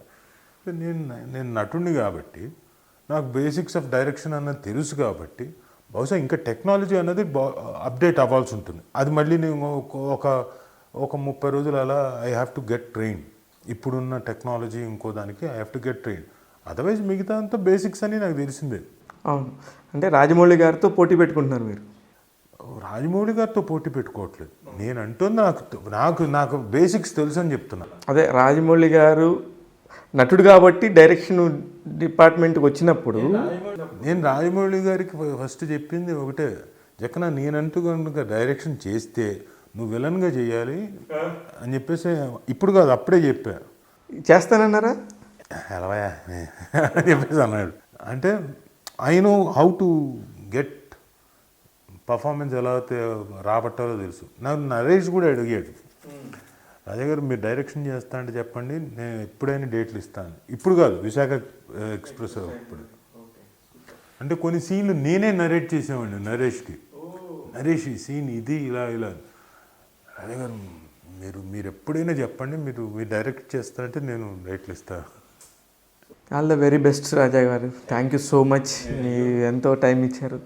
భలేవారు శివగారు అడగడం, మళ్ళీ మేము టైం ఇవ్వకపోవడం ఎక్కడో చోట మూడుతుంది కదా. లేకపోతే అలా ఏముండదు సార్, నేను ఎవరిని బెదిరించను. మీరు బెదిరించరాను, నేను అలా అంటలేదు. ఉన్న ఫ్రెండ్షిప్లో ఎక్కడో చోట ఏంటి వస్తుంది కదా, కోపం వస్తుంది కదా. చను ఉన్న చోటే కదండి వచ్చేది, అలకలు వచ్చేది. లేకపోతే లేని చోట ఏమొస్తుంది, ఎవరు సంబంధం లేదు ఏంటో అనుకుంటారు. తెలిసిన వాడి దగ్గరే కదా అలకలు కానీ ఇంకోటి కానీ వచ్చేది. Thank you, all the very best, congratulations, and future అంతా మీకు all the very best. Thank you అండి, నమస్కారం. చూశారుగా, ఇప్పటివరకు రాజీవ్ కనకాల గారితో తన జీవితం మొత్తం ఎన్నో ఆటుపోట్లు, ఆయన సంబంధించిన ఎన్నో ముఖ్యమైన క్యారెక్టర్స్, ఇప్పుడు పోషిస్తున్న నారప్ప సినిమాకి సంబంధించిన పాత్ర, అలాగే మా మూవీ ఆర్టిస్ట్ అసోసియేషన్లో ఆయన అనుబంధం, దానికి సంబంధించిన అనేక విశేషాలని all the very best Rajeev Kanakala గారు.